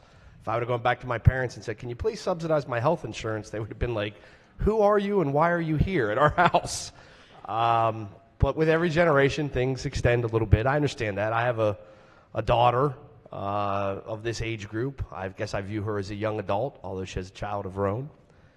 And so that's exactly right. And so what I'm suggesting and what the amendment does and what the bill does, it allows this subsidy for these particular group of individuals up to 400% of the federal poverty level. 400%. I'm not sure exactly why that's arrived at as a number, but that's the number. 4 times the federal poverty level. I think it's important for this body to really consider what we can do with other people's tax money, because that's what it is, it's a subsidy, and who we can do it for. I want to provide this health care subsidy for these individuals who are working, who are trying to build their lives but are not at a financial point where they probably could afford or reasonably expected to afford to contribute to their own health care expenses. 400%, I believe that the floor leader, my friend from Montgomery County, I think we have the same chart. We talked about it before. I don't think there'll be any confusion. 400% of the per capita, what your poverty level would be, is $58,000 for a single individual. So if you're 23 years old and you make $58,000, I'm not saying that's a lot of money, but it's not a little bit amount of money either for a 23-year-old or a 20-year-old or a 22-year-old. If you make $58,000, we're still going to take someone else's tax money and subsidize your health insurance. What the amendment does is it simply says, and I want to make very clear, only for individuals. You're 19 years old, you had a baby, you're providing health care for both of those individuals, this amendment doesn't apply to you. You're 30 years old, you're a single mom, you're a single dad, you've had some tough curveballs thrown at you in life, you're supporting kids, you have dependents, the amendment doesn't apply to you. It applies to that person who has no dependents, they're an individual, and it restricts the subsidy to only 250%, so 2.5 times of the federal poverty level. So according to the federal definitions, you're not at poverty level, you're not even twice at poverty level, you're 2.5 times above poverty level. Within that envelope, we will still take somebody else's tax money and help you get health insurance. If you go above that envelope, we're going to say you're going to have to stand on your own 2 feet a little bit, or you're going to have to seek other forms of helping with that health insurance, whether it's federal exchange programs, whether it's through your employment, whatever it may be. And so I think that the amendment is intended to set those barriers and to set that principle and the policy from us, the policy-making body of the state of Maryland, that there's only so much and only so far that we can go with other people's money. And we want to help those who are truly most in need, and we want to help kids, and we want to help people at the poverty levels, and we want to help people even above the poverty levels. But we don't necessarily need to be subsidizing the 21-year-old who makes $58,000 a year with someone else's tax money to pay for their health care. That's the purpose of the amendment, and I hope that it gains some favorable support here in the chamber. Thank you, Madam Speaker. Recognizing the floor leader. Thank you, Madam Speaker, and I want to thank the minority leader for working with me on this amendment. I truly appreciate that. But I would ask the body to resist this amendment. And I'm going to give you a different perspective. I mean, I would agree with the good gentleman that times have changed, and our expectations as we've gotten older and the generations have changed have certainly made a difference in what our society looks like and how it behaves. But this young adult subsidy was created for a particular reason. And it's not just about giving young people health insurance. It's about helping our health insurance market in general. The Maryland Health Benefit Exchange did a study in 2019 and discovered that the largest group of uninsured people were under the age of 34. And guess what? Most of them are healthy. Most of them they consider themselves invincible. So the way you keep premium costs down in the insurance market is to expand your pool of healthy people. So it became, we as a body, when we passed the young adult subsidy, recognized that and said, how do we get these people into the market? Because we want to keep our rates down. So the Health Benefit Exchange does everything. I so respect the leadership of the exchange because they do everything intentionally and deliberately. So let me tell you how they came up with the numbers, the range for the subsidy program. And I will tell you that the subsidies slide based on income. They pick those who make at that $400,000. They're paying a greater percentage of their premium than the folks who are making at the lower end of the scale. So what they did when they put the subsidy program together, they met with actuaries, and they talked about what it would take to maximize the dollars that we had assigned to them. So how many people would they need to have? What levels would they need them to be in order to maximize those dollars? They modeled a number of different ways. They reviewed the results with a group of stakeholders. they came to a clear decision that the model that they're using currently was the most effective. Then they went to their board, who voted to implement the design for what they currently have in place. Then they had a 30-day public comment period, and they shared those comments with the board, and the board adopted the final parameters. Pretty long process to come up with a way to maximize the dollars in order to benefit everyone on the insurance market, not just those 45,000 young people who have signed up so far. And there was an 11% growth in the number of young people in the market from 22 to 23. They went through that entire process that I just explained to you again in 2021 to determine that indeed they were continuing to maximize the use of these dollars. And 250% of the federal poverty level is $36,000 for an individual. What they decided was folks in that 250 to 400% federal poverty level wouldn't buy into the market if there wasn't a subsidy. The subsidy was designed to bring them into the market. And it's really important that we have these young people in the market in order to keep all of our premiums down in the state. So with that, I would ask you to resist this amendment. Thank you very much, Madam Speaker. Maker of the amendment. Thank you, Madam Speaker. And I am in no way, shape, or form an expert, as my friend from Montgomery County did a fantastic job of explaining some global or universal reasons as to why the Health Benefit Exchange likes the program. And I'm not going to contest, and as I said very clearly, I'm not contesting that we should have a program. I'm not contesting that we should try to encourage people to get into the program who could not have financial means otherwise. But while I was sitting here, I did a quick amount of research. So we're talking again, 400%. We're subsidizing people to make $58,000 a year in their 20s, teens, early 30s. And what I looked at is what the available federal statistics on per capita personal income, county by county in this state.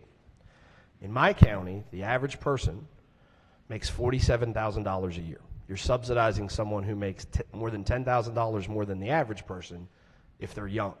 You could be 50, make $47,000 a year, no subsidy. You could be 25, make $58,000 a year, there could be a subsidy. In Prince George's County, the average person, according to federal available statistics, the average per capita personal income is $55,000. You're subsidizing someone who makes more than the average person who lives in your community. In Baltimore County, Carroll County, it's $69,000. So 58's a little less than that, but not that much. In Cecil County, I only know one person from Cecil County, and I'm not sure I'm the better for it, but in Cecil County, I love you, buddy.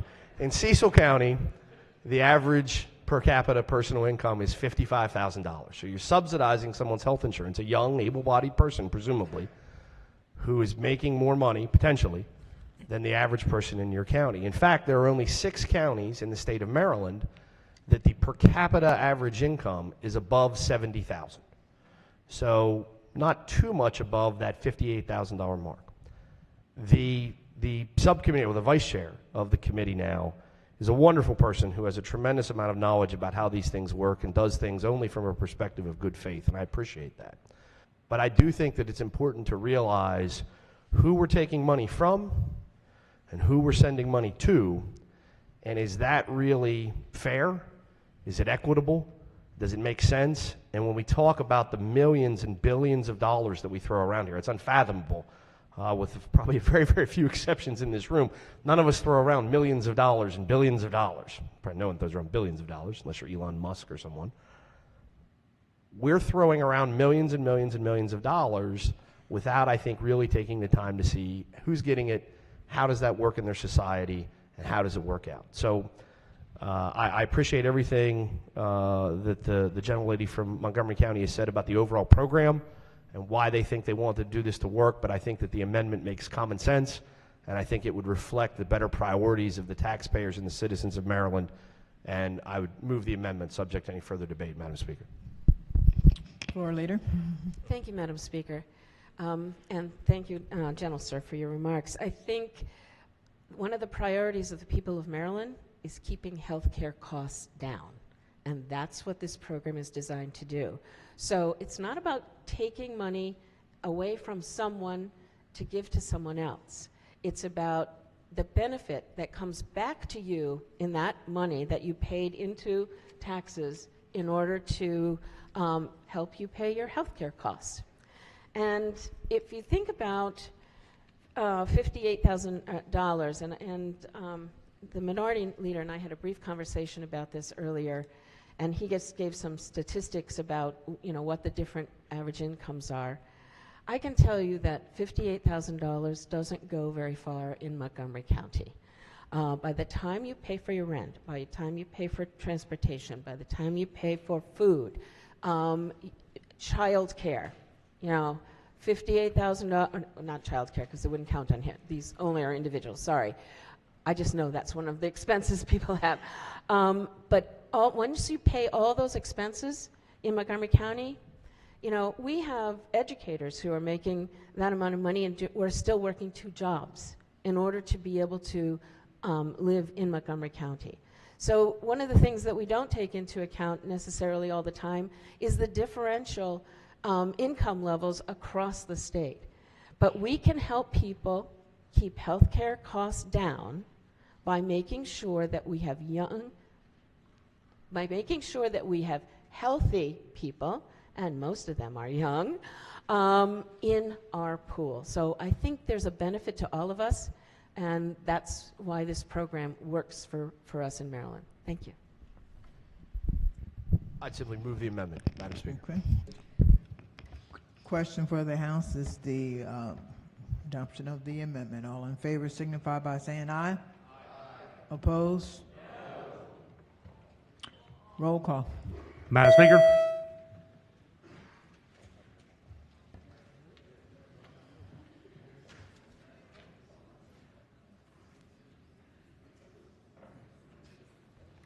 Clerk will take the call. The amendment fails. Are there any additional amendments to the bill to its title? Hearing none, bill is ordered printed for 3rd reading. Special order calendar number 25. Clerk will read the bill. House Bill 824, Public Safety, Regulated Firearms, Possession, and Permits to Carry, Wear, and Transport a Handgun. Favor report is amended. Adopted. Amendment number 1. Recognizing the minority whip. Thank you, Madam Speaker. I have an amendment at the desk. It is 293.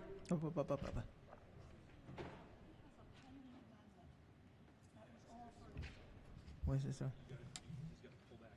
Oh. Yeah. Okay. Move to pull back the other one? Withdraw. Okay. Move the withdrawal. Okay. Question before the House is the withdrawal of the amendment. All in favor signify by saying aye. Aye. Opposed? The amendment has been withdrawn. Great. Madam Speaker, I have the exact same amendment that I just withdrew at the desk.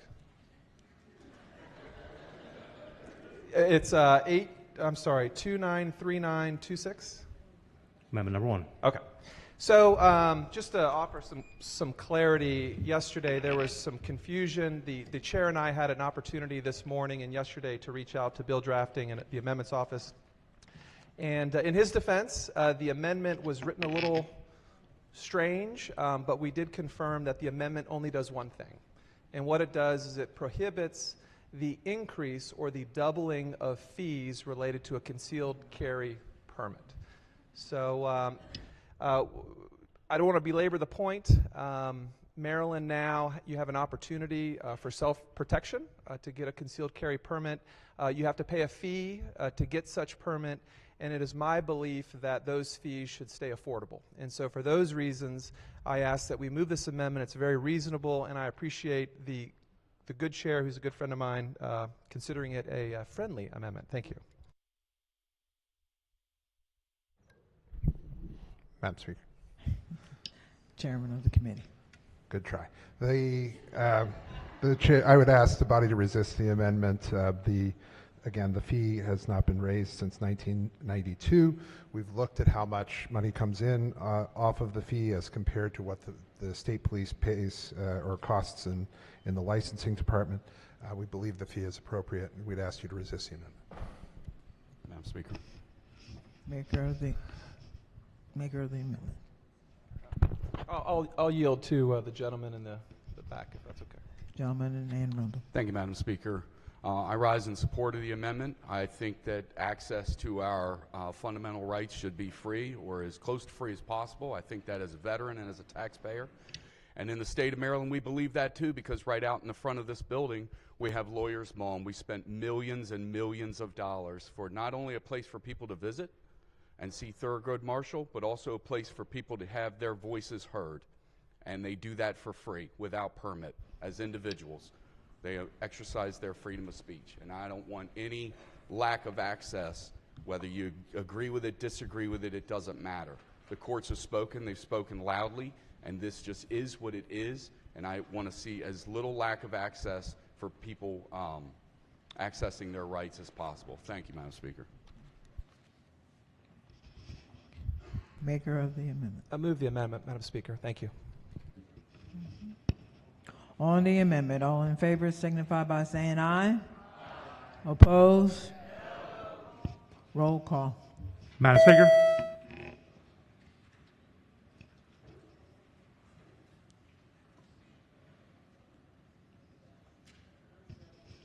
Has everyone recorded their vote?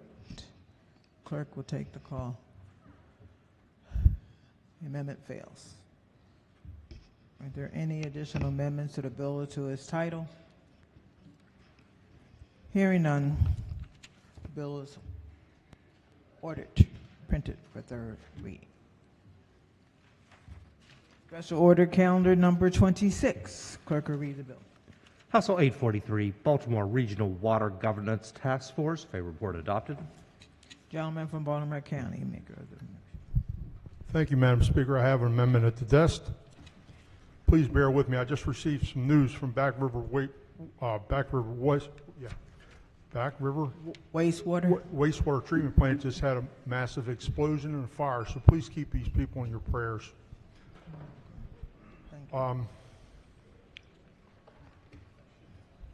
I have an amendment at the desk, and I'm a little shaken because I have friends of mine at work here. The amendment number is 763-628/1. Amendment number 1. Move waive reading of the amendment, please. So ordered. Thank you, Madam Speaker. This would actually change on line 3. It would replace 3 members from Baltimore County to 5. And I think it's a reasonable request to ask for 5 members from Baltimore County to be included, because we are, one of the biggest people that pay the bills, to be honest with you. And we are the most effective because of the Back River Wastewater Treatment Plant and because of, Patapsco. We need to make sure that the studies and everything that's been done. I know Baltimore City and Baltimore County actually did a study back in July 2021. We want to ensure that our constituents are taken care of. One of my concerns are we want to just make sure Baltimore County is represented, number one. Number two, we want to make sure that we don't raise taxpayers' costs for water and sewer. Unlike Baltimore City does have programs that helps people that can't afford to pay their water. I don't believe we have any here in Baltimore County, so that's where my concerns are at. And I would ask them, this body to consider this a favorable amendment. Recognizing the Vice Chair of the committee. Thank you, Madam Speaker. And first, let me say to the good delegate, we'll certainly be keeping your friends who work at the wastewater treatment plant in our thoughts, and we hope that they're okay. I would ask that the body resist this amendment. Baltimore County and Baltimore City did negotiate the task force membership, so these particular numbers, including representatives from Baltimore City and Baltimore County, were negotiated and agreed upon by both jurisdictions. Baltimore County feels that that the numbers are certainly sufficient for Baltimore County and its residents to be ably represented. And then also it's worth noting that Baltimore City does own most of the system components that they'll be the subject of the discussions on the task force. So for those reasons, Madam Speaker, I urge a red vote on this amendment. Madam Speaker, if I might add. Maker of the amendment. Yes, ma'am. Right now, there's going to be a total of, pardon me for a minute. There's going to be 2 appointed by the governor. Hopefully that's MDE and MES. 5 members appointed by the mayor of Baltimore City, and 3 members appointed by the county executive. And 1 member is going to be appointed by Anne Arundel County, Carroll County, Hartford County, of those metropolitan areas. I would just think that this would give us a more working program to be more workable, having more members on the board. And I press this amendment. Thank you, Madam Chair. On the amendment, all in favor signify by saying aye. Aye. Opposed? Roll call. Madam Speaker.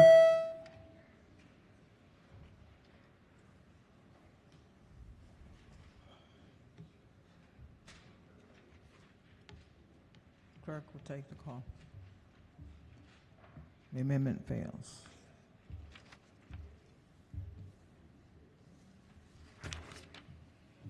Special order calendar number 27. Oh, sorry. I'm trying to rush. The bill has been ordered and printed for third reader. Will be printed for third reader. Special order calendar number 27. Clerk will read the bill. House Bill 982, State Employees, Programs and Scholarships for Human Services, Careers and Probationary Agents, and State Contributions to Supplemental Retirement Plans. Favor report is amended and adopted. Madam Speaker. Recognizing the gentleman who made the motion. Thank you, Madam Speaker. I had a really good conversation with the committee chair, and we're all very supportive of this pilot program, and I look to opting in other jurisdictions in subsequent years, and for those reasons I'd like to withdraw the amendment. Question for the House is to withdraw the amendment that you did not offer. All in favor? Aye.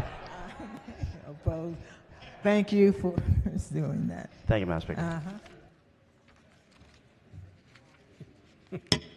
HB 982 is prompt to be printed for third reader.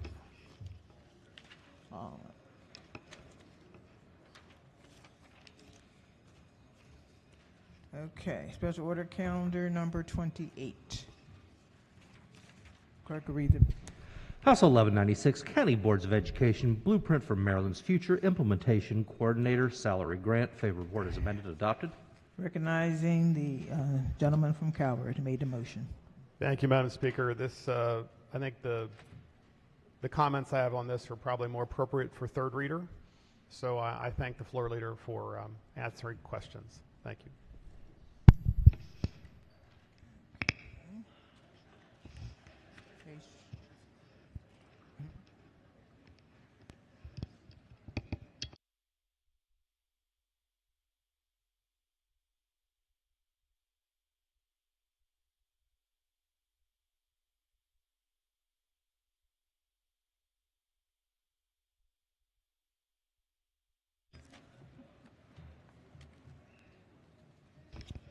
Get my paperwork here. Are there any additional amendments to the bill as to its title? Hearing none, the bill is ordered printed for third reading.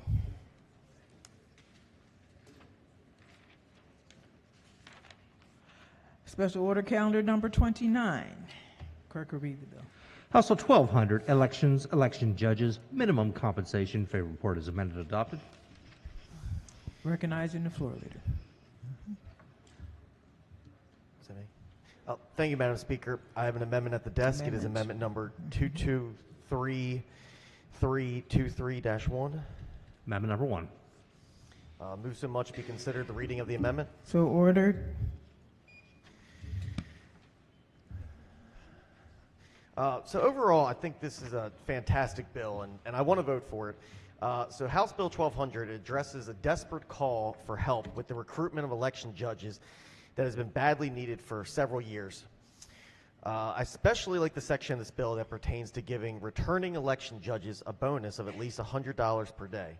I think this is a great idea, and it will hopefully encourage some seasoned election judges, hopefully encourage them to return. My only issue with the bill is who picks up the tab for this bonus. I'm simply asking that the state helps pay for these bonuses. At one point, I was going to introduce an amendment that was going to include a request that the state cover all of it, but I thought a more reasonable amendment would be for the state and county to just split the bonus payments 50-50. The state has a budget of approximately $63 billion versus the small budgets of our individual county governments. The bonus is estimated to cost small counties about $14,000, medium counties $40,000, and large counties over $100,000. This could be extremely difficult for some small counties to provide this extra amount, considering the fact that most counties have already figured out what their fiscal year 2024 budgets are going to look like. 50-50 split would mean that the county would pay out the bonus to the returning election judges, then the state would reimburse the county. Since this is not already written in law or regulation as a requirement and is something new, consideration of a 50-50 split should be considered. I ask that this body please consider accepting this one tiny amendment that splits the cost when it comes to bonus payments for returning judges. Recognizing floor leader. Thank you, Madam Speaker, and thank you, Delegate, for this amendment.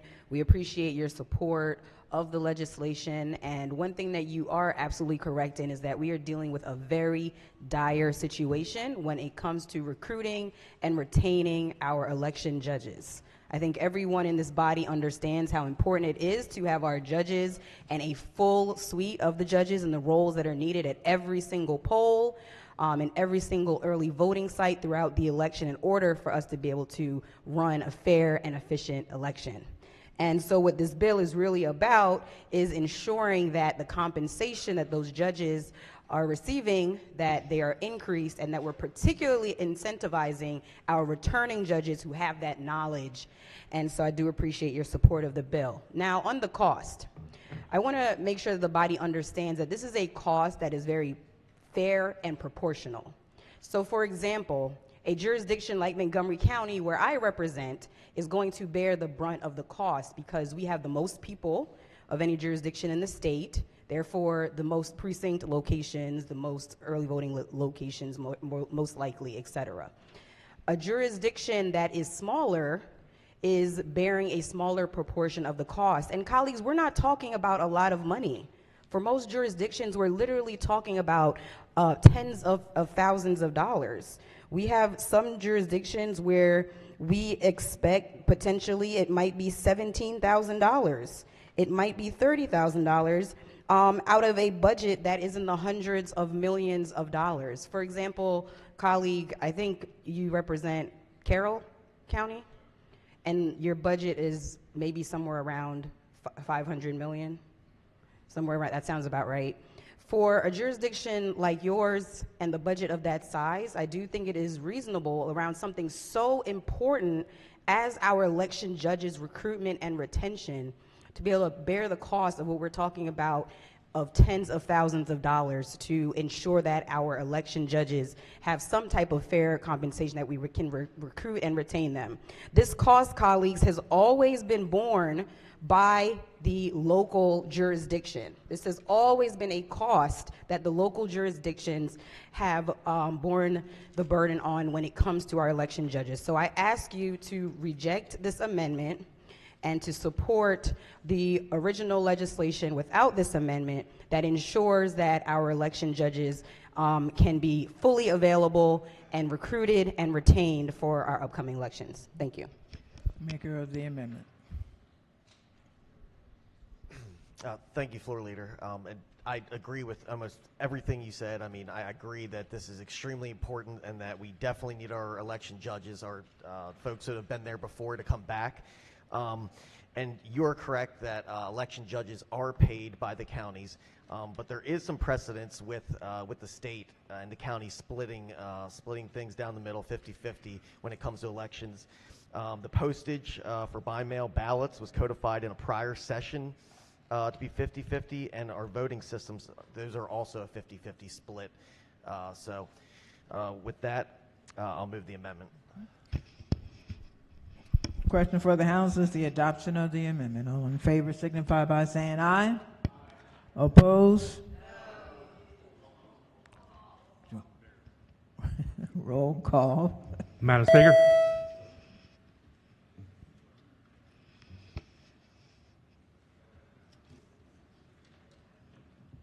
Has everyone recorded their vote? Anyone care to change their vote? Clerk will take the call. There be 98. The amendment fails. Are there any additional amendments to the bill to its title? Hearing none, the bill is ordered printed for third reading. Special order calendar number 21. Clerk will read the bill. House Speaker. House Bill 455. 454, Health Occupations Licenses, Certificates, and Registrations, Immigrants. Favor report is amended and adopted. Okay. Madam Speaker. Who, maker of the amendment? Thank you, Madam Speaker. I do have an amendment at the desk. It's amendment number 0454/893127-1. Amendment number 1. Move so much be considered the reading of the amendment, Madam Speaker. So ordered. Sure. This amendment on this particular bill is very simple. It's a reporting amendment, a reporting amendment that states that for the immediately preceding fiscal year, the total number of non-citizens who hold a license, certification, or registration issued by Health Occupations Board be reported to the Department of Labor. The purpose of the amendment is very simple, and that is we always say we want to align our education system with professions that are in demand, and so this enables the Department of Labor to have information as to which professions are needed and therefore try to promote those professions in our school system. Very simple amendment. Thank you. Recognizing floor leader. Thank you, Madam Speaker. Delegate, I appreciate your interest in this bipartisan and unanimously supported bill, and I appreciate you sharing with me this amendment. They say that brevity is the essence of wit, but in this case, the amendment could use a few more details. I appreciate data and reporting, but in this case, it doesn't expressly say what the purpose is for this data. And that's particularly troubling because it deals with immigrant populations. It also doesn't describe what the safeguarding of this data will be. Some of you will remember that it was just a few sessions ago that we voted to support a bill to protect data around driver's licensing and citizenship status.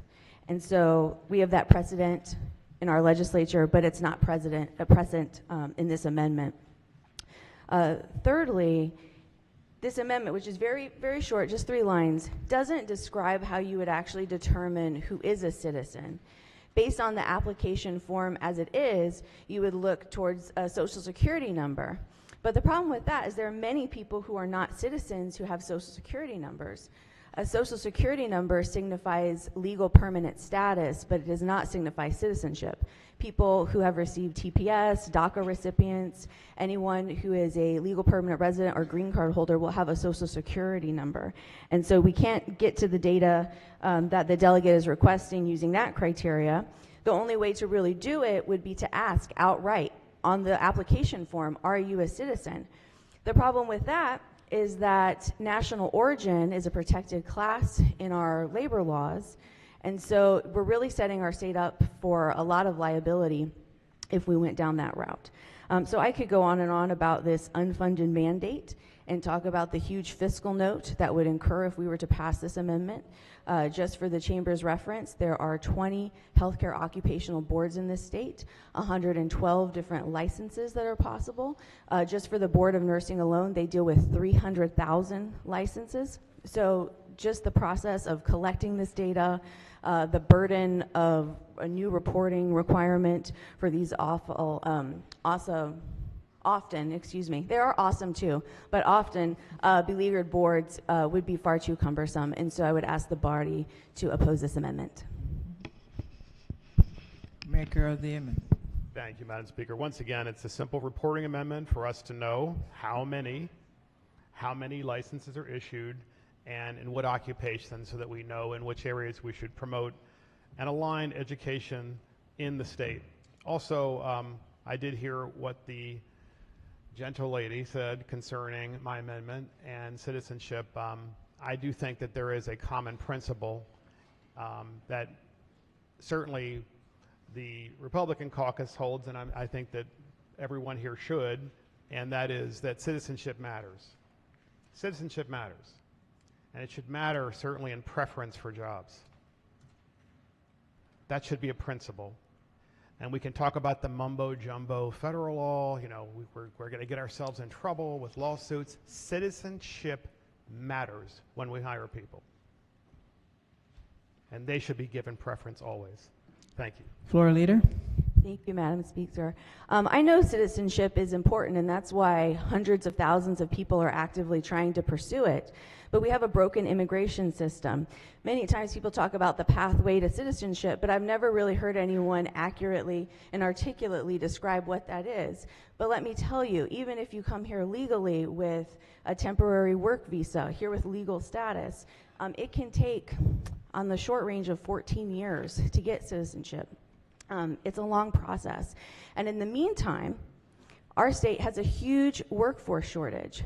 In our committee, we have heard that there is currently a shortage of 5,000 nurses, and this is projected to continue for the next decade, and that's unacceptable. One of the things we've also heard in our committee is that our emergency rooms have the longest wait time in the country. You and your constituents can expect to wait an average of 228 minutes when they go to an emergency room. So to me, that's unacceptable. I think that's unacceptable to our committee, who voted for this unanimously, and I would urge the body to stick with the committee. Gentleman still pressing his amendment. On the amendment, all in favor signify by saying aye. Oppose? Roll call. Madam Speaker.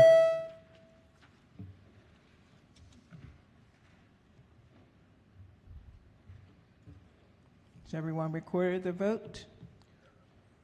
Clerk will take the call. The amendment fails. Are there any additional amendments to the bill or to its title? Hearing none, the bill is ordered to print it for third reading.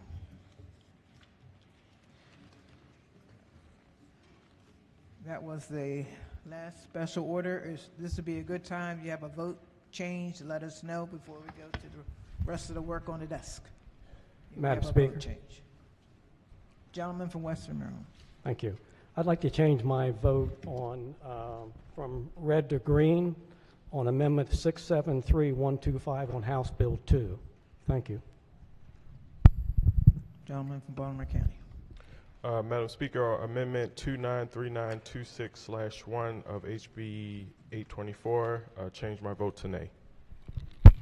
Any other vote changes?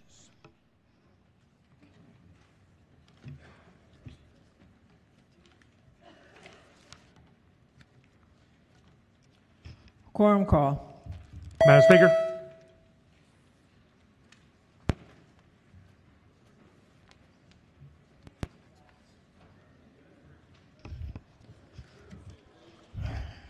Clerk will take the call. Vote. There are 136 members present. The House is still in session. Calendar of third reading, House Bills number 30. Clerk will read the first bill. House Bill 90, Local Government Regulatory Powers, Regulation of Invasive Bamboo. is on third reading and final passage. Is there any debate?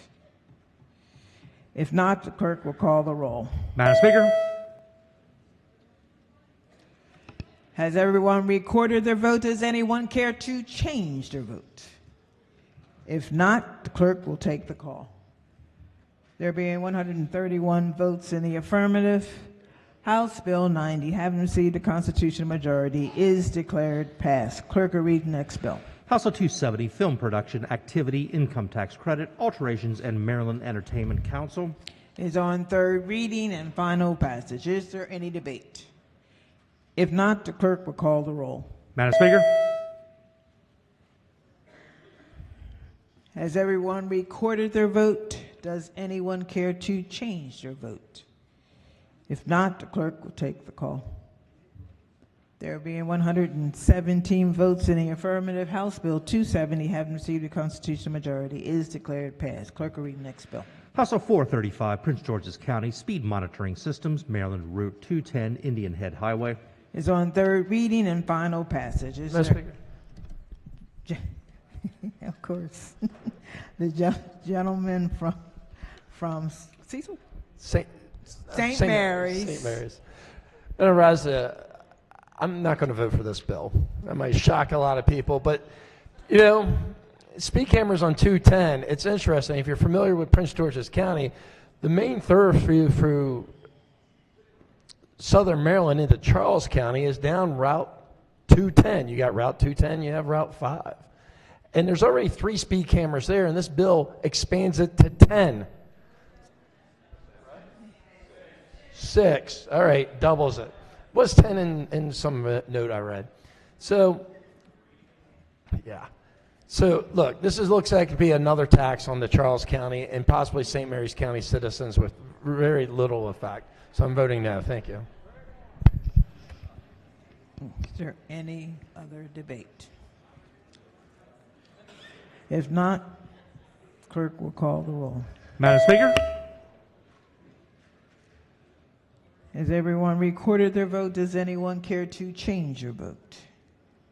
If not, clerk will take the call. There being 99 votes in the affirmative, House Bill 435, having received a constitutional majority, is declared passed. Clerk will read the next bill. House Bill 457, Recordation Tax, Purchase Money Mortgage or Purchase Money Deed of Trust, Extension of Exemption. Is on third reading and final passage. Is there any debate? The gentleman from Western Maryland. Just an FYI, Madam Speaker, for those of us that use the floor system, it's currently not working. Thank you. Okay. Where am I? House Bill 457 on third reading, final passage. Is there any debate? If not, the clerk will call the roll. Madam Speaker. Has everyone recorded their vote? Does anyone care to change their vote? If not, the clerk will take the call. There being 136 votes in the affirmative, House Bill 457, having received a constitutional majority, is declared passed. Clerk will read the next bill. House Bill 519, Bicycles, Play Vehicles, and Unicycles, Authorizations and Requirements. Is on third reading and final passage. Is there any debate? If not, the clerk will call the roll. Madam Speaker. Has everyone recorded their vote? Does anyone care to change their vote? If not, the clerk will take the call. There being 134 votes in the affirmative, House Bill 519, having received a constitutional majority, is declared passed. Clerk will read the next bill. House Bill 554, Income Tax Subtraction Modification for Military Retirement Income, Keep Our Heroes Home Act. Is on third reading and final passage. Is there any debate? If not, the clerk will call the roll. Madam Speaker. Has everyone recorded their vote? Does anyone care to change their vote? If not, the clerk will take the call. There being 139 votes in the affirmative, House Bill 554, having received a constitutional majority, is declared passed. Clerk will read the next bill. House Bill 622, Economic Development, Industry 4.0 Technology Grant Program. It's on third reading and final passage. Is there any debate? Thank you. Madam Speaker. Gentlelady from Hartford. Thank you, Madam Speaker. Sir, I don't want to be a pain, but many of us actually write our votes in our floor system. So I have a note here. It says I've written something. I can't read what I've written. So we might need to just pause until it works again, just so that we can actually see what our notes actually said and which way we were going to vote or what issues we were concerned about. I don't know if you know. Everyone happy with that? Okay. We'll compromise. I think 5 minutes. Okay.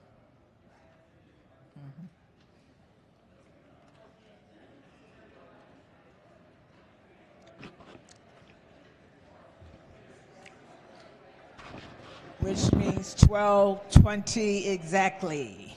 So you need to be in your seats.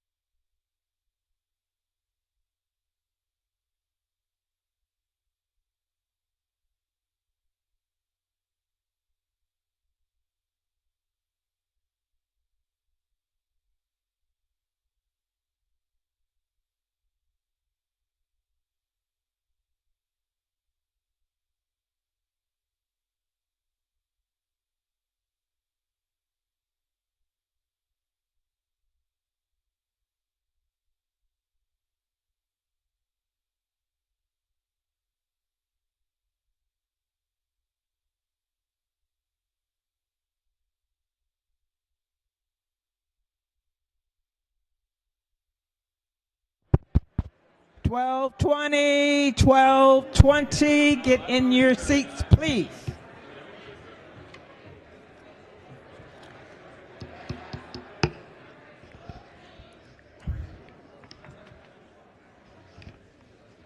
Madam Speaker.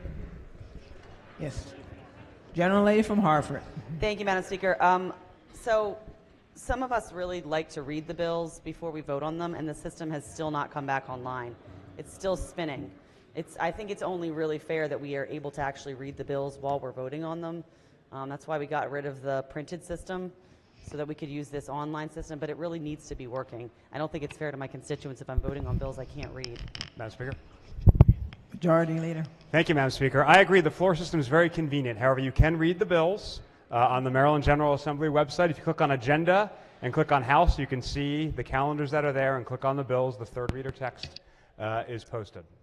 Again, we can't read our notes, though.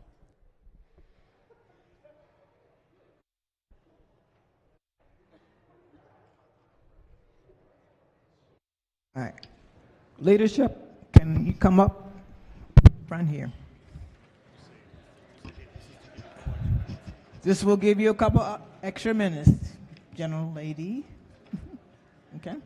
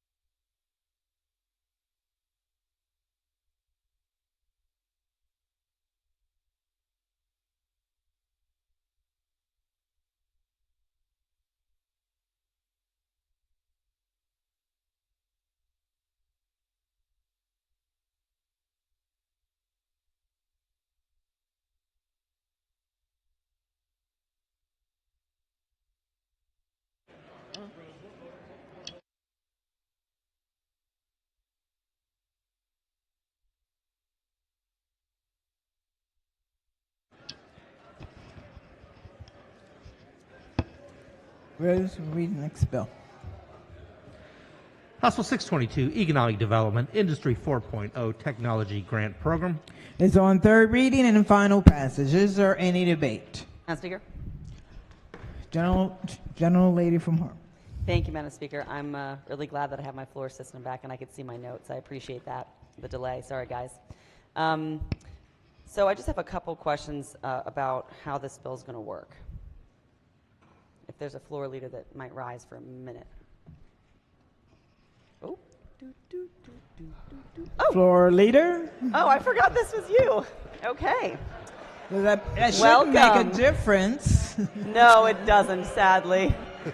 Okay, so I'm just trying to understand, this has got some kind of reporting aspect to it. Where's the information going to go?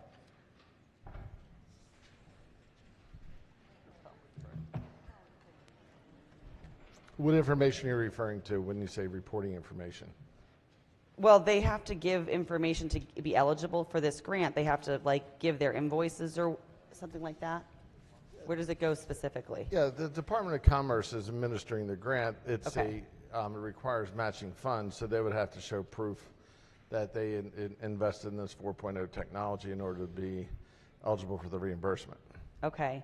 And then how, I don't see anything in here specifically about protecting that information, so I'm just trying to think of, so, you know, my family's business is small business tax and accounting. We have a lot of clients. They have information they may not want to share with competitors, things like that, sort of who they use for their contracting and things like that. So I'm just wondering, is there anything in here that protects that information and prevents the Chamber of Commerce or the Department of Commerce from, the department from sharing that with third parties? Proprietary information is exempt. There's nothing required for them to disclose that. Just the proof of the expenditure for the 4.0 technology for their manufacturing business. Right. So if you hired let's say it's my business and I hire a third party to create software for me, and it's like a very specialized company, even putting their name on there and how much I spent could expose my company. You might be able to figure out and sort of reverse engineer what I'm actually working on, even just by the contractors that I'm hiring. Sure, they wouldn't be required to apply for the grant if they were concerned. If it's a voluntary program, so if they want access to the money, there's certain documentations that's required. It's $1 million for 3 years, beginning in 25. So it's a small pot, and again, voluntary. Okay, so since it's voluntary, there's just no concern with the information sharing? Yeah, the only concern Commerce would have is that the grant is being used for what the grant is established for, to make sure it's used for that software, hardware, robotics, and automation type improvements for their business. Okay, and then could you just finally tell me how many companies currently in the state of Maryland you think this would apply to? Like, who would be eligible? How many are there?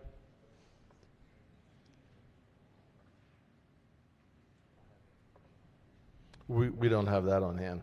All right. I appreciate the floor leader for answering my questions. Thank you. Thank you. Is there any further debate? If not, the clerk will call the roll. Madam Speaker.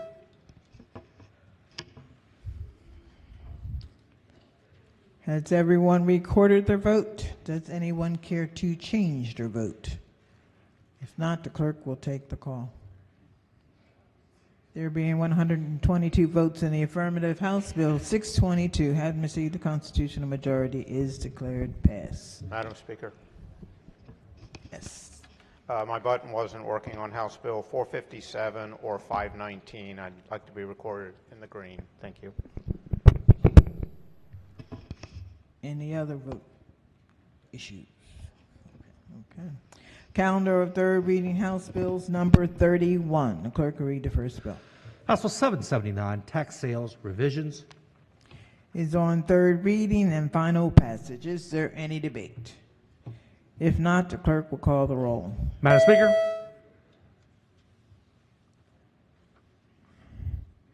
Has everyone recorded their vote? Does anyone care to change their vote? If not, the clerk will take the call. That was close. There being 137 votes in the affirmative, House Bill 779, having received a constitutional majority, is declared passed. Clerk will read the next bill. House Bill 833, homeowners associations, recorded liens, voting prohibition. Is on third reading and final passage. Is there any debate?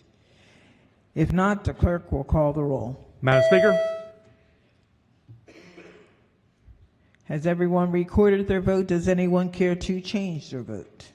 If not, the clerk will take the call. There being 137 votes in the affirmative, House Bill 833, having received a constitutional majority, is declared passed. Clerk will read the next bill. House Bill 848, Drinking Water Indirect Potable Reuse Pilot Program Establishment. Is on third reading and final passage. Is there any debate? If not, the clerk will call the roll. Madam Speaker. Has everyone recorded their vote? Does anyone care to change their vote? If not, the clerk will take the call. There being 136 votes in the affirmative, House Bill 848, having received a constitutional majority, is declared passed. Clerk will read the next bill. House Bill 849, School Bus Stops, Violations, Enforcement, and Safety Measures. Is on third reading and final passage. Is there any debate? If not, the clerk will call the roll. Madam Speaker. Has everyone recorded their vote? Does anyone care to change their vote? If not, the clerk will take the call. There being 112 votes in the affirmative, House Bill 849, having received a constitutional majority, is declared passed. Clerk will read the next bill. House Bill 963, Tax Sales, Data Collection, County Funding. Is on third reading and final passage. Is there any debate? If not, the clerk will call the roll. Madam Speaker. Has everyone recorded their vote? Does anyone care to change their vote? If not, the clerk will take the call. There being 136 votes in the affirmative, House Bill 963, having received the constitutional majority, is declared passed. Clerk will read the next bill. House Bill 1002, Commercial Vehicles, Police-Initiated Towing, Alterations. Madam Speaker. Right here. It's on third reading and final passage. Is there any debate? Gentleman Thank you. from Baltimore County. Thank you. Can I just ask the floor leader a quick question on this? Floor leader. Thank you. We have a problem in my area of commercial vehicles parking on the sides of roads that are police monitored. Is this going to help make sure that those vehicles are properly attended to and make sure that they leave the area they're not supposed to be in? Yes. Great. I'm looking forward to supporting this and telling my constituents. Great. Is there any further debate? If not, the clerk will call the roll. Madam Speaker. Has everyone recorded their vote? Does anyone care to change their vote? If not, the clerk will take the call. There being 137 votes in the affirmative, House Bill 1002, having received a constitutional majority, is declared passed. Clerk will read the next bill. House Bill 1049, Transportation, Assaults on Public Transit Operators Report. It's on third reading and final passage. Is there any debate? If not, the clerk will call the roll. Madam Speaker. Has everyone recorded their vote? Does anyone care to change their vote? If not, the clerk will take the call. There being 137 votes in the affirmative, House Bill 1049, having received a constitutional majority, is declared passed. Clerk will read the next bill. House Bill 1207, Motor Vehicles, Motorcycles, Passenger Restrictions. It's on third reading and final passage. Is there any debate? If not, the clerk will call the roll. Madam Speaker.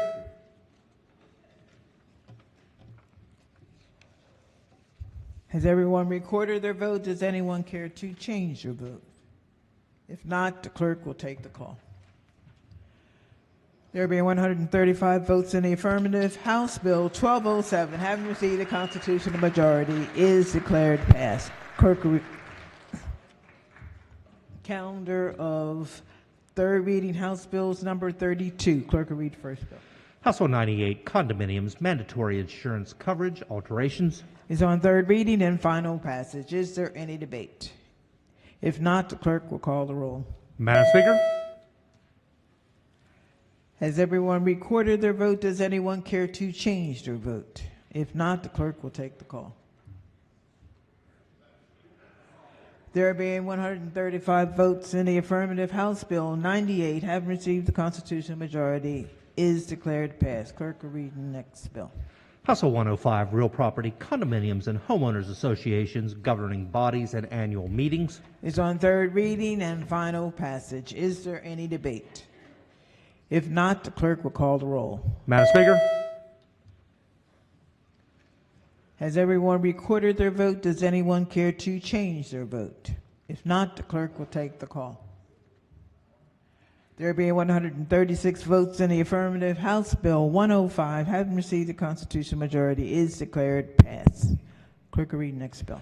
House Bill 625, Appraisal Gap from Historic Redlining Financial Assistance Program, alterations. Is on third reading and final passage. Is there any debate? If not, the clerk will call the roll. Madam Speaker. Has everyone recorded their vote? Does anyone care to change their vote? If not, the clerk will take the call.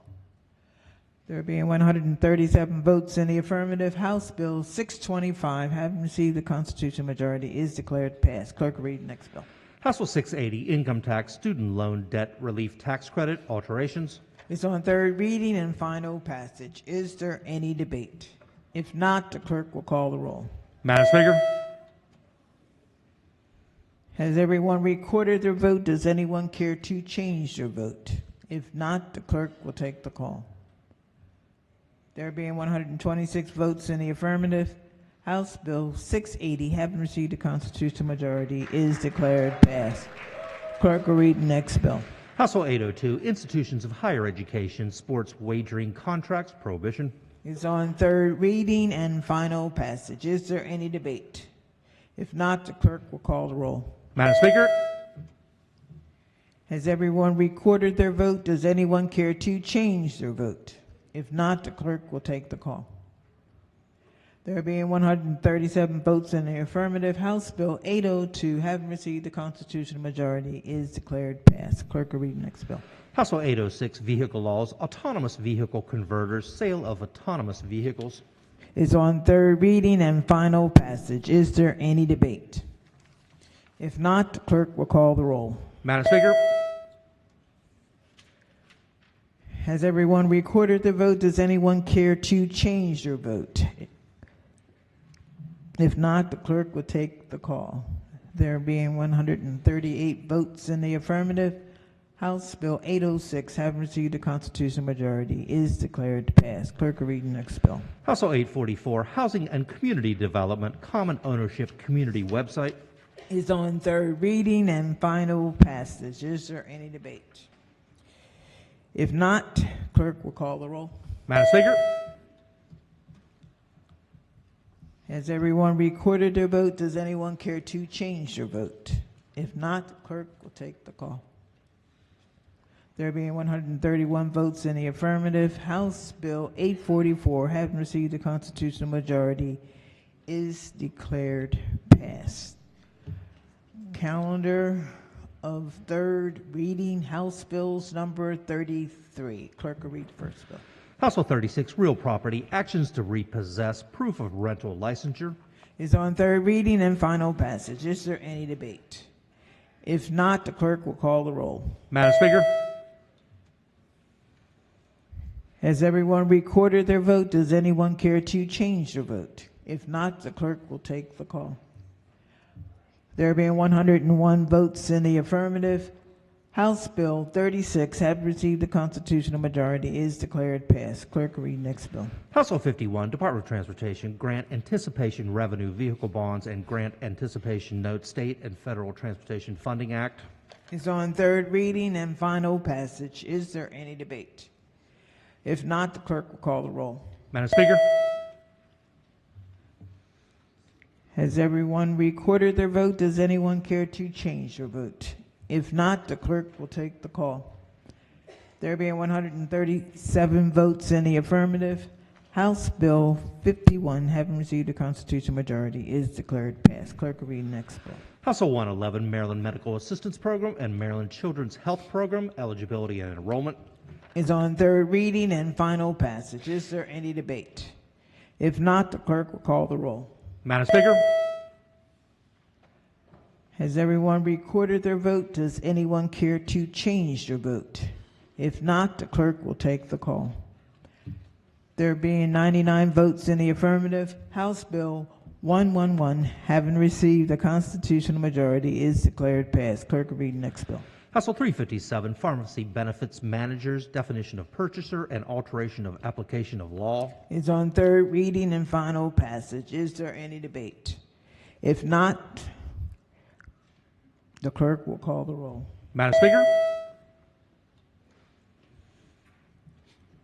Is everyone recorded their vote? Does anyone care to change their vote? If not, the clerk will take the call. There being 137 votes in the affirmative, House Bill 357, having received a constitutional majority, is declared passed. Clerk will read next bill. House Bill 382, Maryland Department of Health and Prescription Drug Affordability Board, Managed Care Organizations, and Prescription Drug Claims Study. Is on third reading and final passage. Is there any debate? If not, the clerk will call the roll. Madam Speaker? Has everyone recorded their vote? Does anyone care to change their vote? If not, the clerk will take the call. There being 138 votes in the affirmative, House Bill 382, having received a constitutional majority, is declared passed. Clerk will read the next bill. House Bill 418, Mental Health Workforce Development Fund established. Is on third reading and final passage. Is there any debate? If not, the clerk will call the roll. Madam Speaker?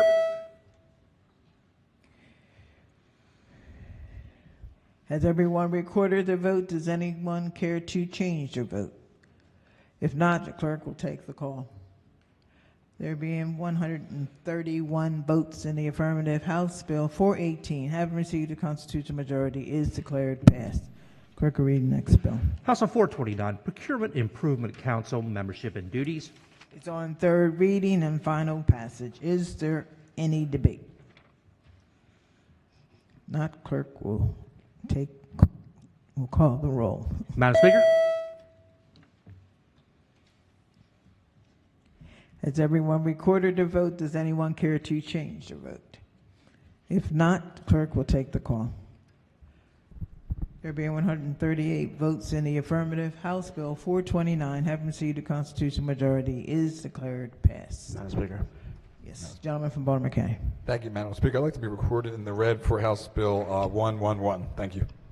Gentleman. Thank you, Madam Speaker. On 680, from green to red. Young lady from Baltimore County. What was the number? Thank you, Madam Speaker. House Bill 519 to green. Thank you. Gentleman, Chairwoman. Thank you, Madam Speaker. House Bill 357, I'd like to be recorded in the green. Thank you so much. Any other vote changes? Madam Speaker. Thank you, Madam Speaker. House Bill 849, I'd like to be recorded as nay. Minority whip. House Bill 270 to red. Thank you. Yes. Madam Speaker. Yes. Go ahead. House Bill 98 to no. Thank you. All right, Cecil. Thank you. HB 849 from yay to nay. Okay. Any other vote changes? Madam Speaker. Oh. Gentleman from Baltimore County. House Bill 270 to yay. Thank you. Young lady from Baltimore City. Thank you, Madam Speaker. It appears I was not paying attention. I missed HB 418. I'd like to be recorded in the red. Thank you. In the green, sorry. Any other vote changes? Okay. Calendar of third reading, House Bills number 34. Clerk will read the first bill. House Bill 116, Trustees of the Walters Art Gallery, Collective Bargaining. It's on third reading and final passage. Is there any debate? If not, the clerk will call the roll. Madam Speaker?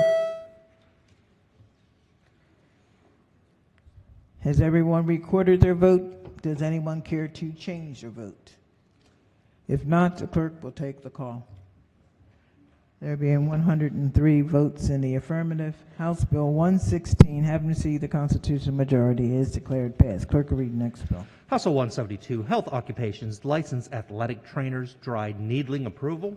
Is on third reading and final passage. Is there any debate? If not, the clerk will call the roll. Madam Speaker? Has everyone recorded their vote? Does anyone care to change their vote? If not, the clerk will take the call. There being 138 votes in the affirmative, House Bill 172, having received a constitutional majority, is declared passed. Clerk will read the next bill.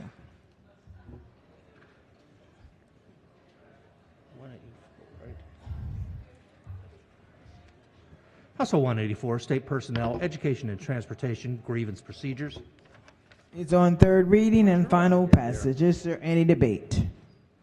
If not, the clerk will call the roll. Madam Speaker, I think that. Has everyone recorded their vote? Does anyone care to change their vote? If not, the clerk will take the call. There being 131 votes in the affirmative, House Bill 184, having received a constitutional majority, is declared passed. Clerk will read next bill. House Bill 333, Hospitals Financial Assistance Medical Bill Reimbursement Process. Is on third reading and final passage. Is there any debate? If not, the clerk will call the roll. Madam Speaker. Has everyone recorded their vote? Does anyone care to change their vote? If not, the clerk will take the call. There being 138 votes in the affirmative, House Bill 333, having received a constitutional majority, is declared passed. Clerk will read next bill. House Bill 504, Maryland Developmental Disabilities Council Establishment. Is on third reading and final passage. Is there any debate? If not, the clerk will call the roll. Madam Speaker. Has everyone recorded their vote? Does anyone care to change their vote? If not, the clerk will take the call. There being 137 votes in the affirmative, House Bill 504, having received a constitutional majority, is declared passed. Clerk will read the next bill. House Bill 507, State Board of Physicians Supervised Medical Graduates. Is on third reading and final passage. Is there any debate? If not, the clerk will call the roll. Madam Speaker. Has everyone recorded their vote? Does anyone care to change their vote? If not, the clerk will take the call. There being 137 votes in the affirmative, House Bill 507, having received a constitutional majority, is declared passed. Clerk will read the next bill. House Bill 546, Serving Every Region Through Vocational Exploration Act of 2023. Is on third reading and final passage. Is there any debate? If not, the clerk will call the roll. Madam Speaker. Has everyone recorded their vote? Does anyone care to change their vote? If not, the clerk will take the call. There being 129 votes in the affirmative, House Bill 546, having received a constitutional majority, is declared passed. Calendar of third reading, House Bills number 35. Clerk will read the first bill. House Bill 552, Economic Development Build Our Future Grant Pilot Program and Fund Innovation Economy Infrastructure Act of 2023. It's on third reading and final passage. Is there any debate? If not, the clerk will call the roll. Madam Speaker. Has everyone recorded their vote? Does anyone care to change their vote? If not, the clerk will take the call. There being 128 votes in the affirmative, House Bill 552, having received a constitutional majority, is declared passed. Clerk will read the next bill. House Bill 571, Opioids, Opioid Restitution Advisory Council and Fund and Overdose Response Program. Is on third reading and final passage. Is there any debate? If not, the clerk will call the roll. Madam Speaker. Has everyone recorded their vote? Does anyone care to change their vote? If not, the clerk will take the call. There being 138 votes in the affirmative, House Bill 571, having received a constitutional majority, is declared passed. Clerk will read the next bill. House Bill 586, State Procurement, Purchasing, Compost, Mulch, and Soil Amendments and Aggregate. Is on third reading and final passage. Is there any debate? If not, the clerk will call the roll. Madam Speaker. Has everyone recorded their vote? Does anyone care to change their vote? If not, the clerk will take the call. There being 138 votes in the affirmative, House Bill 586, having received a constitutional majority, is declared passed. Clerk will read the next bill. House Bill 588, Health Insurance Qualified Resident Enrollment Program, Access to Care Act. It's on third reading and final passage. Is there any debate? If not, the clerk will call the roll. Madam Speaker. Has everyone recorded their vote? Does anyone care to change their vote? If not, the clerk will take the call. There being 100 votes in the affirmative, House Bill 588, having received the constitutional majority, is declared passed. Clerk, read the next bill. House Bill 605, Commission to establish a memorial to the global war on terror. It's on third reading and final passage. Is there any debate? If not, the clerk will call the roll. Madam Speaker. Has everyone recorded their vote? Does anyone care to change their vote? If not, the clerk will take the call. There being 137 votes in the affirmative, House Bill 605, having received the constitutional majority, is declared passed. Clerk will read the next bill. House Bill 636, Public Information Act, inspection of email addresses and telephone numbers. It's on third reading and final passage. Is there any debate? If not, the clerk will call the roll. Madam Speaker. Has everyone recorded their vote? Does anyone care to change their vote? If not, the clerk will take the call. There being 138 votes in the affirmative, House Bill 636, having received the constitutional majority, is declared passed. Clerk, read next bill. House Bill 673, Maryland Transit Administration Fair Price Requirements, alterations. It's on third reading and final passage. Is there any debate? Madam Speaker. Madam Speaker. Who's up first? Well, you have Thank you. Minority Leader. Thank you, Madam Speaker. This bill, we had a protracted debate about some amendment opportunities on the bill yesterday, and I don't want to belabor it, but I do want to suggest to all of us that we had a little bit of this conversation on bills before. We need to really think about whose money we're taking and where we're giving it to and whether it's sustainable. The last couple of years here, even through the rigors of the pandemic, we are flush with money. It's amazing. We're flush with money. Everything worked out, you know, for some of the people who were sitting here in March 2020 when we adjourned sine die weeks early, we all left and thought, who knows? Who knows if we'll have money to pay anything? Who knows what will happen? Came back, we have more money than we've ever had, ever. And we've spent more money than we ever have, ever. And we know that those days are slowing down, if not coming to an end. And so I'd like to support this bill. I know that it's very well intentioned to try to help people who are using various forms of public transportation to try to not automatically make them have to pay more and more and more money. But the vast majority of residents of this state, even of residents in the metropolitan areas, are not frequent daily users of public transportation. They are people who may buy gasoline to put in their cars. Our electric vehicle percentage is not terribly high. An announcement was made the other day that we're going to attempt to create that. But as we all know, right now, today, there's not a very high percentage of the cars that are being used in the state of Maryland that don't use some form of petroleum product. And we're continuously allowing those people, which is probably most of us and most of our constituents, to pay more and more money in their taxes. And where is the more and more money going? What's going to different places? It's going to some very good projects. I sit here next to the majority leader. He has a wonderful book that shows all the great projects coming to all of our districts. But it's also going in part to subsidize mass transit, public transportation.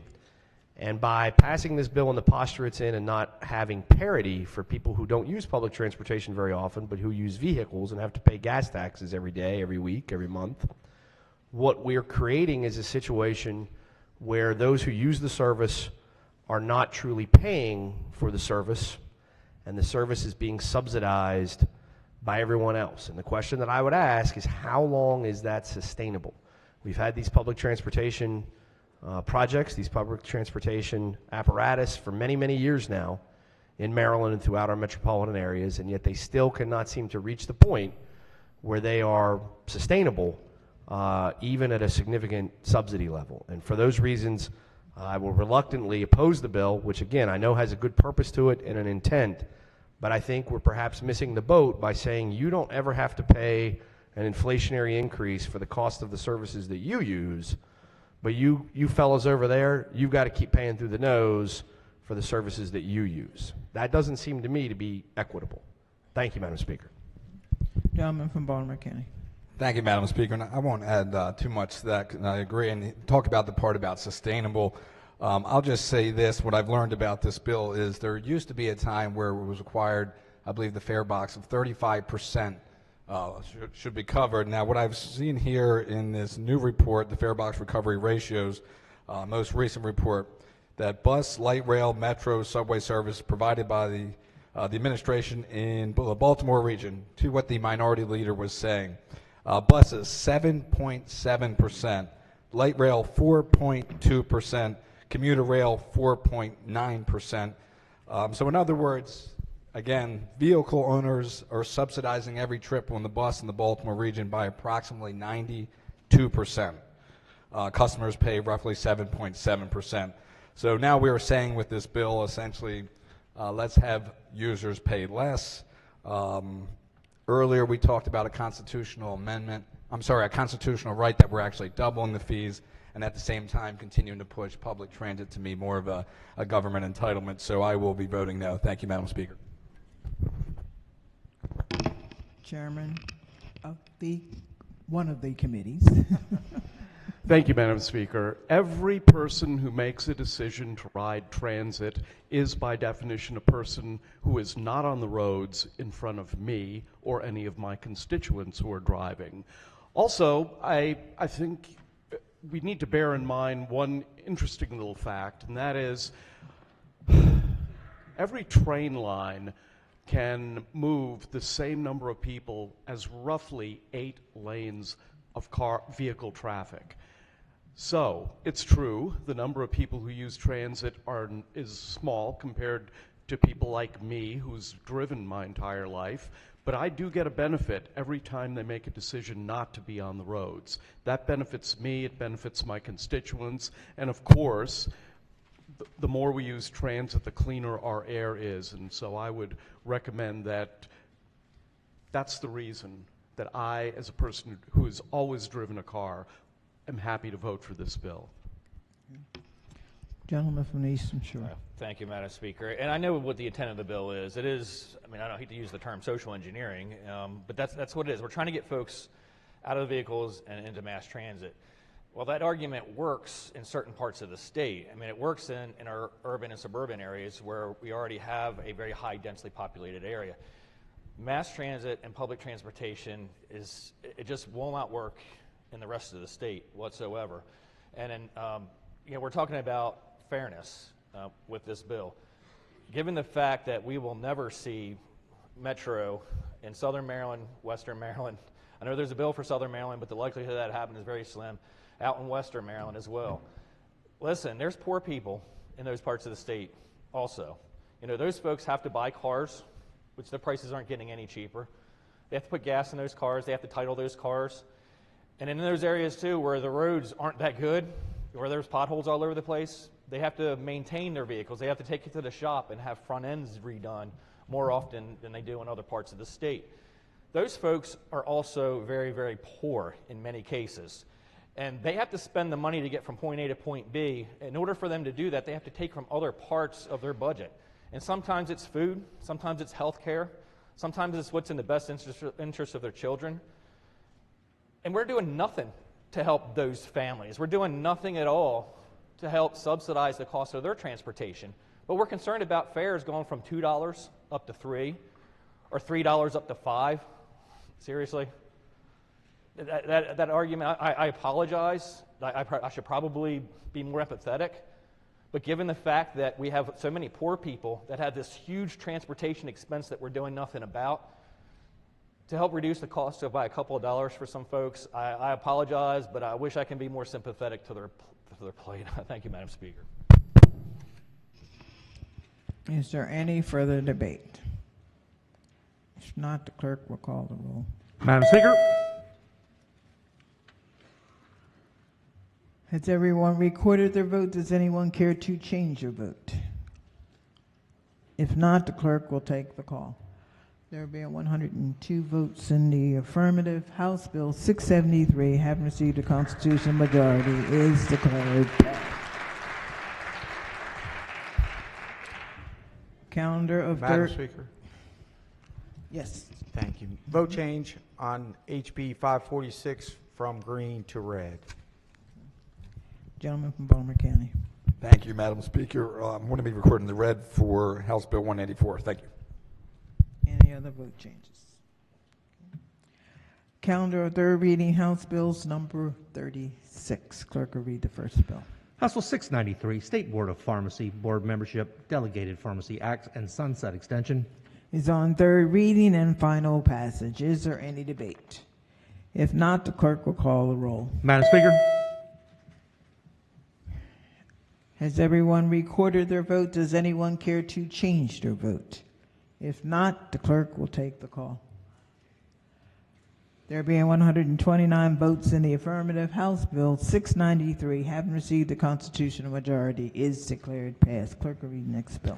House Bill 716, Managed Care Organizations, Retroactive Denial of Reimbursement, Information in Written Statement. It's on third reading and final passage. Is there any debate?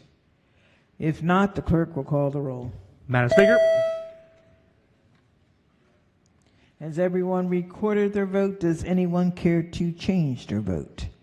If not, the clerk will take the call. There being 138 votes in the affirmative, House Bill 716, having received a constitutional majority, is declared passed. Clerk will read the next bill. House Bill 726, Maryland Medical Assistance Program, Autism Waiver, Military Families.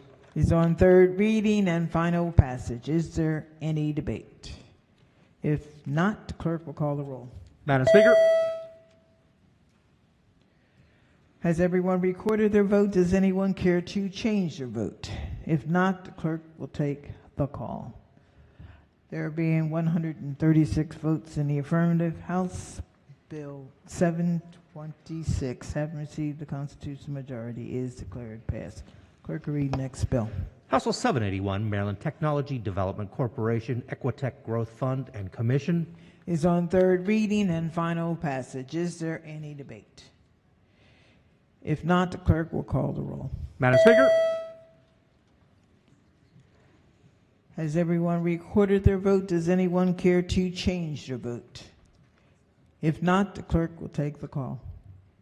There being 119 votes in the affirmative, House Bill 781, having received a constitutional majority, is declared passed. Clerk will read the next bill. House Bill 794, Baltimore Regional Transit Commission Establishment. Is on third reading and final passage. Is there any debate? If not, the clerk will call the roll. Madam Speaker. Has everyone recorded their vote? Does anyone care to change their vote? If not, the clerk will take the call. There being 103 votes in the affirmative, House Bill 794, having received a constitutional majority, is declared passed. Clerk will read the next bill. House Bill 1219, Maryland Educator Shortage Act of 2023. Is on third reading and final passage. Is there any debate? If not, the clerk will call the roll. Madam Speaker. Has everyone recorded their vote? Does anyone care to change their vote? If not, the clerk will take the call. There being 132 votes in the affirmative, House Bill 1219, having received a constitutional majority, is declared passed. That ends the work at the desk. Committee announcements, appropriations. Thank you, Madam Speaker. The full committee will not meet today. Judiciary. Thank you, Madam Speaker. Ladies and gentlemen, the House Judiciary Committee will have a voting session at 4 p.m. Environment and Transportation. Thank you, Madam Speaker. The Environment and Transportation Committee will not have a public hearing today. Subcommittees will meet, and the full committee will vote at 3 p.m. Ways and Means. Thank you, Madam Speaker. The Ways and Means Committee will meet for a voting session at 4 p.m. Please listen up for subcommittee announcements. Economic Matters. Thank you, Madam Speaker. House Economic Matters Committee will be having a voting session at 3:30 and a chairs meeting at 2:45. Again, 3:30 for voting and chairs at 2:45. Health and Government Operations. Thank you, Madam Speaker. The Health and Government Operations Committee will meet at 2:20 for bill hearings, follow immediately after bill hearings for a voting session. Thank you. Okay. Any subcommittee announcements?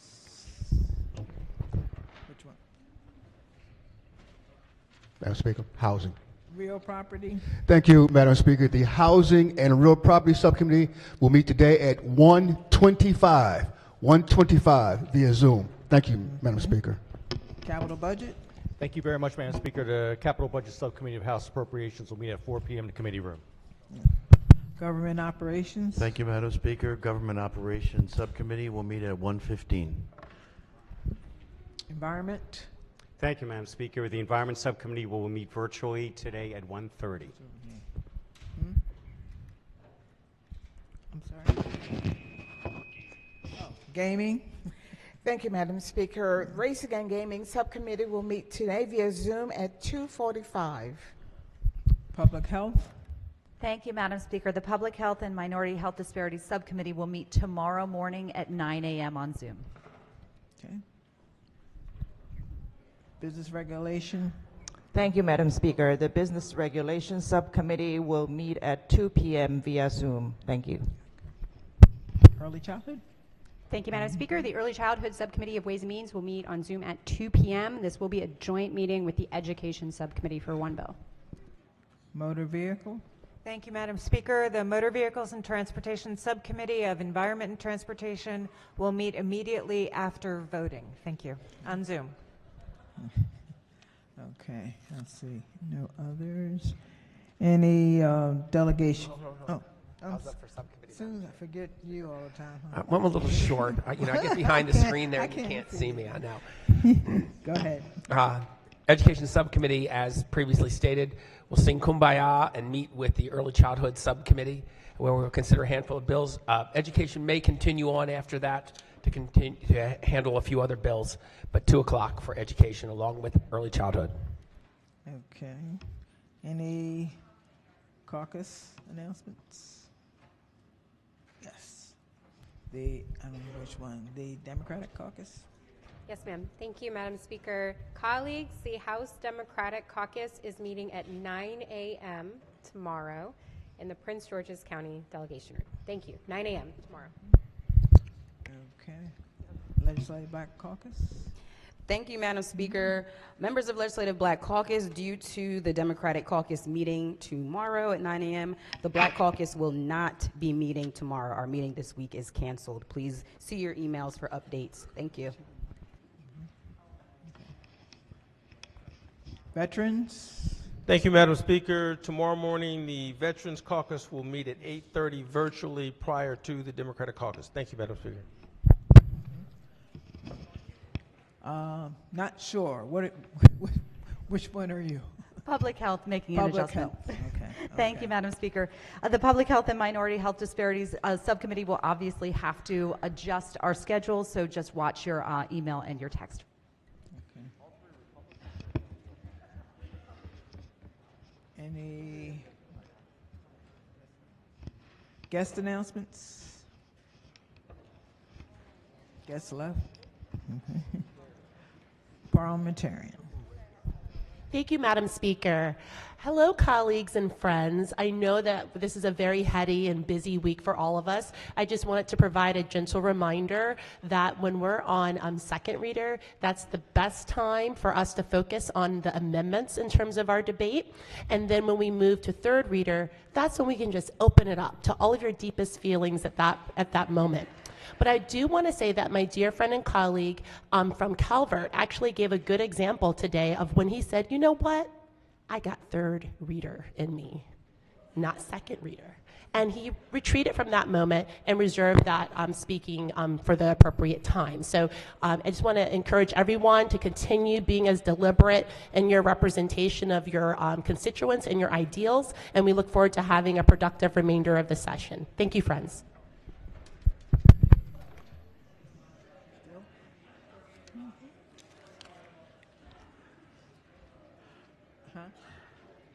Okay. Yes. Thank you, Madam Speaker. Just a reminder, members, if you're in your seat when we're having votes, you do have to vote. If you're not going to vote for some reason, you guys know the protocol to do there, but if you are in your seat, you still have to vote even on amendments. Thank you. Okay. Let's see, nothing else? Gentlelady from Prince George's. Special event announcement, Madam Speaker. Permission to use the delegate's name. Permission granted. Thank you. On behalf of my District 21 teammates, delegates Ben Barnes and Jocelyn Pena-Melnick, I want to share that today is Ice Cream Day.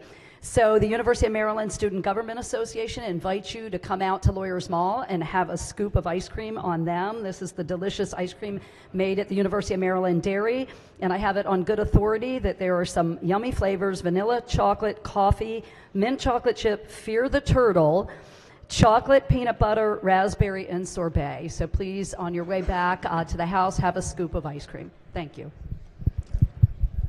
Any other announcements? Okay. Quorum call before adjournment. Madam Speaker.